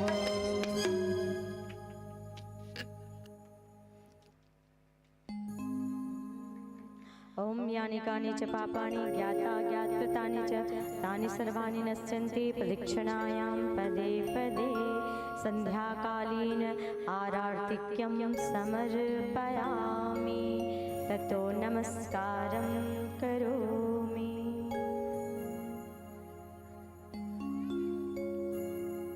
आइए भोग लगा दे।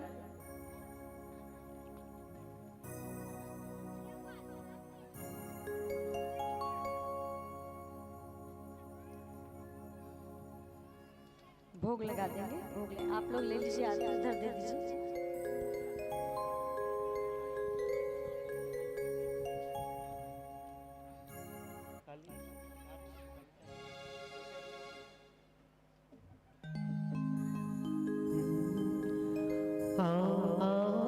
सांवरिया वेगा जी मोजी भोग लगा है, 56 भोग तैयार जी, थारा सांवरिया करे मनोहार जी।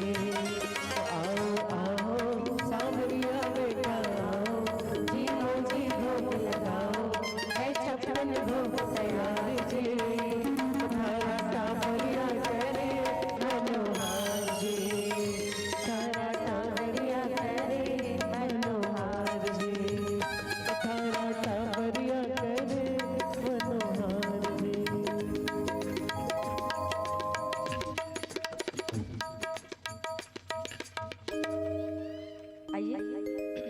हाथ जोड़ ले। ओम तापत्रयहरं दिव्यं परमानंदलक्षणं नमस्तुभ्यं जगद्धात्री अर्घ्यं न प्रतिगृहताम्।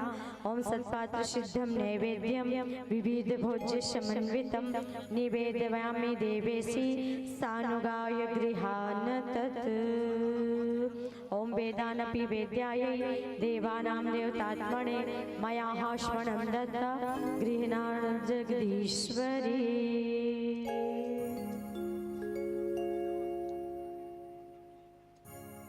आइए पुष्पांजलि समर्पित करें।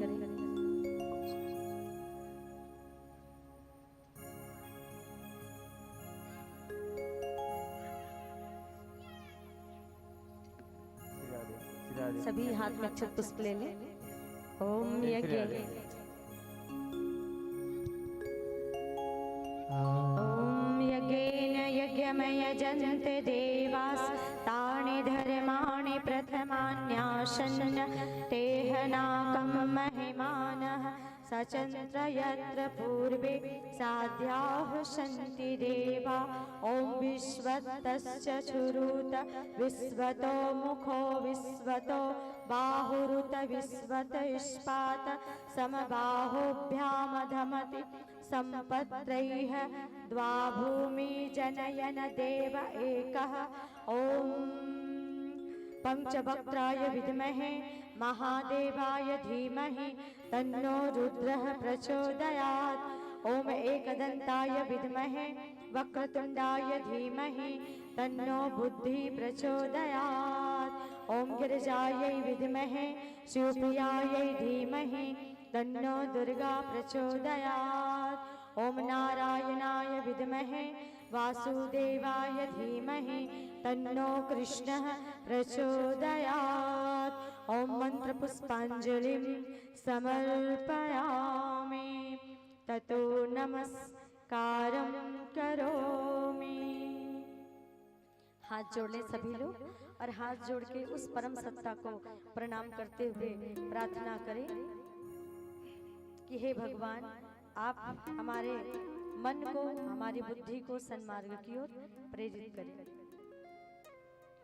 ओम नमोऽस्त्वनन्ताय सहस्रमूर्ते सहस्रपादा शिशिरोरुवावहे सहस्रनाम्ने पुरुषाय शाश्वते सहस्रकोटि युगधारिणे नमः सहस्रकोटि युगधारिणे नमः। मांगने की मुद्रा में माताएं अपने आंचल फैला ले, भाई अपनी अंजलि। ओम स्वस्ति प्रजाभ्यः परिपालयन्तां न्यायेन मार्गेण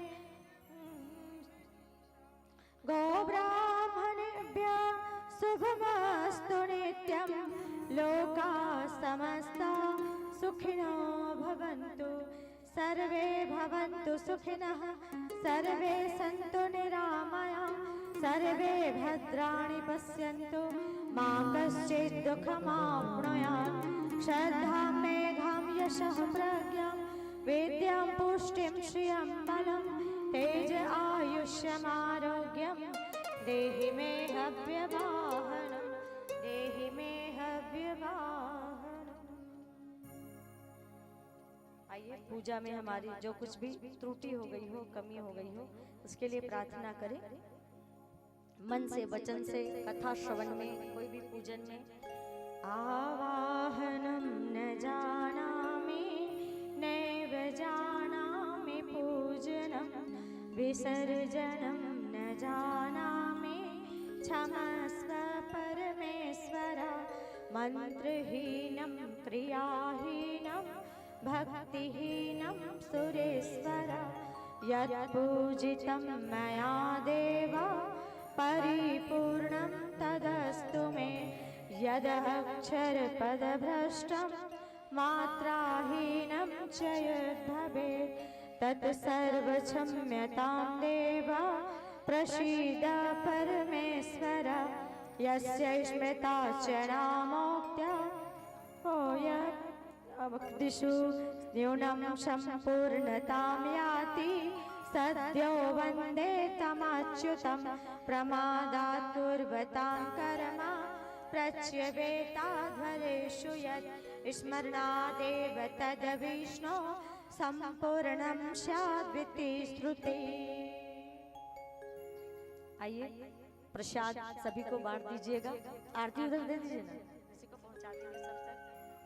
एक भाव से सुंदर इस ज्ञान यज्ञ की महिमा को गाते हुए कहते हैं, यज्ञ रूप प्रभु हमारे भाव उज्ज्वल कीजिए, छोड़ देवे छल कपट को मानसिक बल दीजिए, मानसिक बल दीजिए। वेद की बोले ऋचाएं सत्य को धारण करें, हर्ष में हो मग्न सारे सुख सागर से तरे, अश्वमेधा दिक रचाएं यज्ञ पर उपकार को, धर्म मर्यादा चलाकर लाभ दे संसार को, नित्य श्रद्धा भक्ति से यज्ञादि हम करते रहें, रोग पीड़ित विश्व के संताप सब हरते रहें, कामना मिट जाए मन से पाप अत्याचार की, भावनाएं शुद्ध होए यज्ञ से नर नारी की, लाभकारी हो हवन हर जीवधारी के लिए, वायु जल सर्वत्र हो शुभ गंध को धारण किए, स्वार्थ भाव मिटे हमारा प्रेम पथ विस्तार हो, इदम नमम का सार्थक प्रत्येक में व्यवहार हो, हाथ जोड़ झुकाए मस्तक वंदना हम कर रहे, नाथ करुणा रूप करुणा आपकी सब पर रहे, नाथ करुणा रूप करुणा आपकी सब पर रहे, यज्ञ रूप प्रभु हमारे भाव उज्ज्वल कीजिए, छोड़ देवे छल कपट को मानसिक बल दीजिए, प्रभु मानसिक बल दीजिए, प्रभु मानसिक बल दीजिए। बोलिए परम पूज्य गुरुदेव की जय, परम वंदनीय माता जी की जय हो। वेद माता गायत्री की जय हो। श्रीमद् भागवत महापुराण की जय हो। बाके बिहारी लाल की जय हो। वेद भगवान की जय हो। भारत माता की जय हो। भारतीय संस्कृति जय की हो। सत्य सनातन धर्म की जय हो। धर्म की जय हो। अधर्म का नाश हो। प्राणियों में सद्भावना हो। विश्व का कल्याण हो। एक बनेंगे एक बनेंगे। एक बनेंगे एक बनेंगे। हम सुधरेंगे युग सुधरे हम बदलेंगे बदलेंगे। ज्ञान यज्ञ की लाल मसाल ज्ञान यज्ञ की ज्योति जलाने हम घर घर में जाएंगे, नया सवेरा नया उजाला इस धरती पर लाएंगे, जन्म जहाँ पर हमने पाया, ज्ञान जहाँ से हमने वह है प्यारा, देश हमारा, और देश की रक्षा कौन करेगा? हम करेंगे, हम करेंगे। युग निर्माण कैसे होगा? व्यक्ति की माँ का मस्तक ऊंचा होगा और बलिदान से नित्य सूर्य का ध्यान करेंगे, मानव मात्र एक समान, जाति वंश सब एक समान, मानव मात्र एक समान, जाति वंश सब एक समान, नारी का सम्मान जहाँ है, नारी का सम्मान जहाँ है, संस्कृति का उत्थान वहाँ है। हमारी युग निर्माण योजना सफल हो, सफल हो, सफल हो। हमारा युग निर्माण सत्संकल्प पूर्ण हो, पूर्ण हो, पूर्ण हो।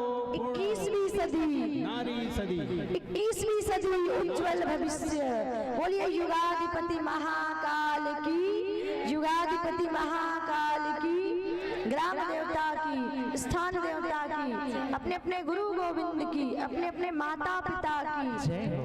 वंदे वेद मातरम, वंदे देव मातरम, बोलिए हर हर महादेव। शंभु। राधे राधे, श्याम से मिला दे। और कल के पावन प्रसंग में देव सवितर दुरितानि पराशव, यद् भद्रम तन्न आशव। ओम शांति शांति शांति। आइए भजन श्रवण करते हैं। प्रसाद तब तक आप लेते भी रहे और भजन का भी आनंद लेंगे थोड़ा सा।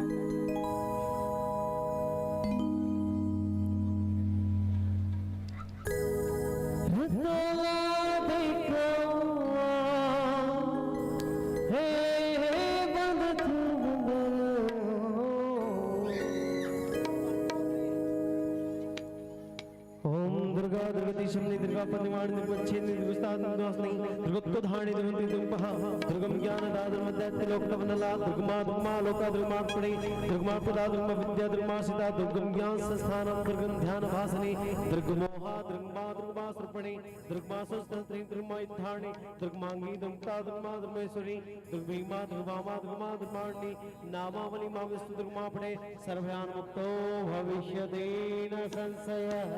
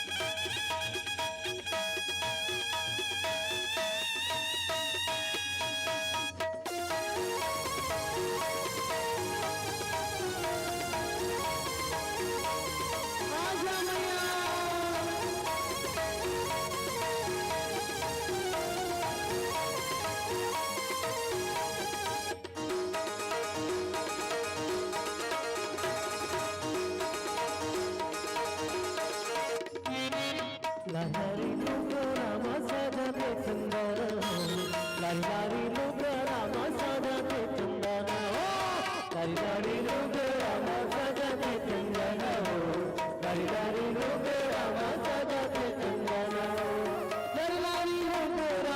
लहरी लोग राम सजते चंदन, झूठ से आवे आई मोरे राम, बगमा मर के हाय आई मोरे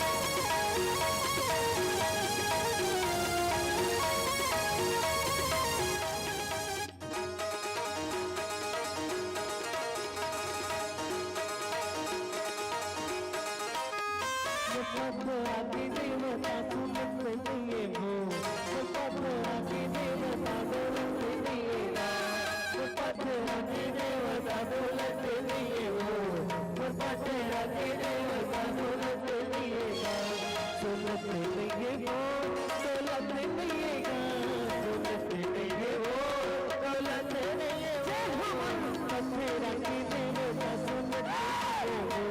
मुर्गा तेरा के देवता दौलत दिएगा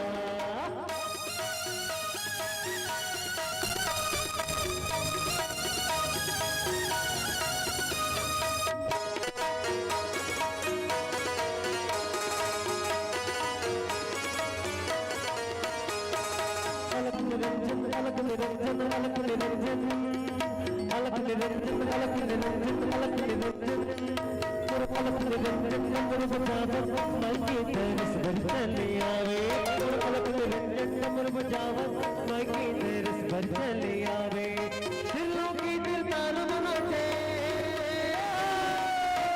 दिलदार बनाते दिख मैया मुझे मुझे हंसे और अलग निरंजन नंबर बजावत माई के तरस भर चले आवे और अलग निरंजन नंबर बजावत माई के तरस भर चले आवे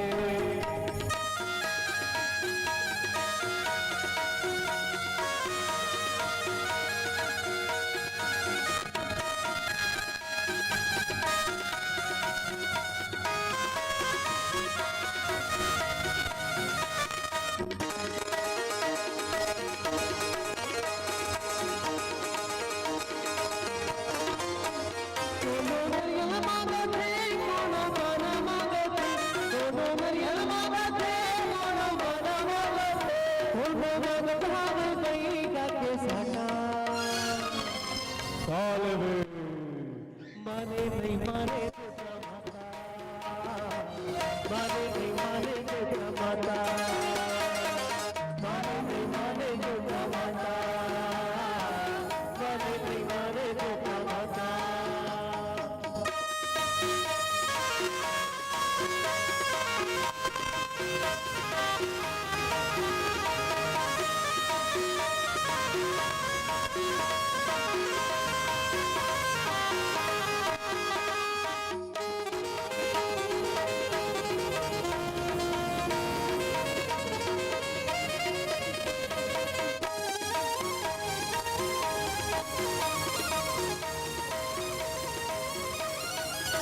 झूलना मांगो भाई झूलना मत मत के झूलना झूलना मांगो भाई झूलना मत मत के से झूलना दिल में गुणा के बोलने लगा दिल में गुणा के बोलने लगा दया नूर झूलावे तेरा झूलना झूलना मुझ मुझ के हंसे झूलना झूलना मुझ मुझ के झूलना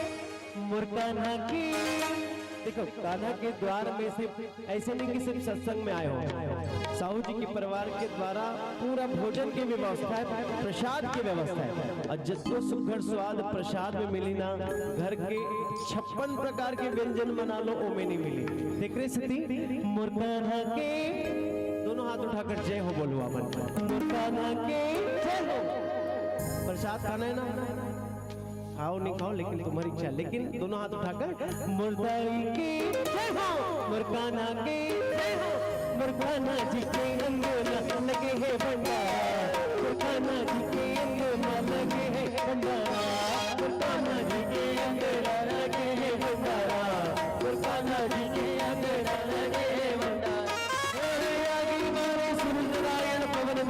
हाथों के अन्नपूर्णा हसल मेरे दबक दबक के चूरे दबक दबक के चूरे दबक दबक के चूरे अन्नपूर्णा हसल मेरे दबक दबक के चूरे मुझे हने पाने पे सबला चारा चारा मुझे हने पाने पे सबला चारा मीठा मीठा खाना सुन खाना निकारा मुर्गाना के जय हो बुलाए बर मत भूलो मुर्गाना के मुर्गाई के जय हो मुर्गाना जी की अंगे न लगे है भंडारा मुर्गाना जी की अंगे न लगे है भंडारा मुर्गाना जी की अंगे न लगे है भंडारा मुर्गाना जी की अंगे न लगे है भंडारा अरे ढोल बजे रे मैं गाना बजे ना ढोल बजे रे मैं गाना बजे ना माता रानी के बाके बिहारी के माता रानी के भुवन बाबुल का कहना चेना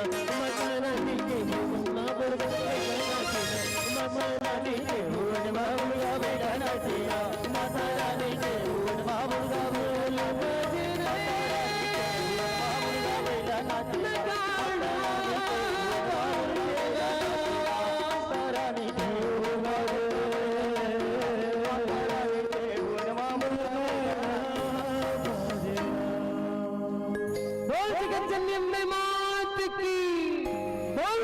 बिहारी लाल की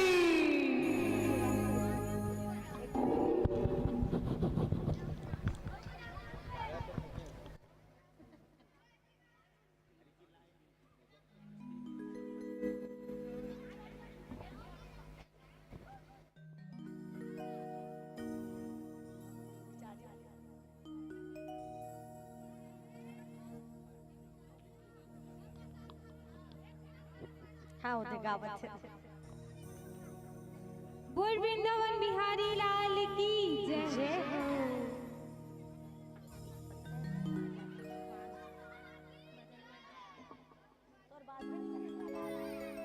मन श्यामते कोई मिला दो, बाबा का पता बता दो, खाटू वाले ने जाके मेरे दिल का हाल सुना दो।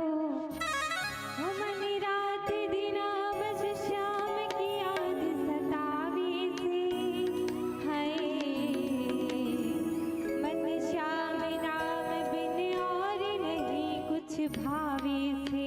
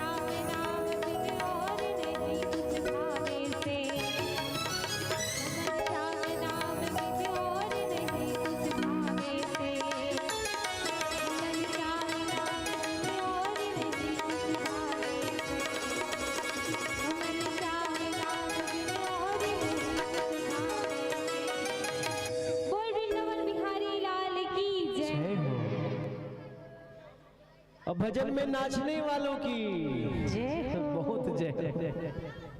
और कल की पावन प्रसंग में जी हाँ, कल ठीक काली कथा काली, ठीक है।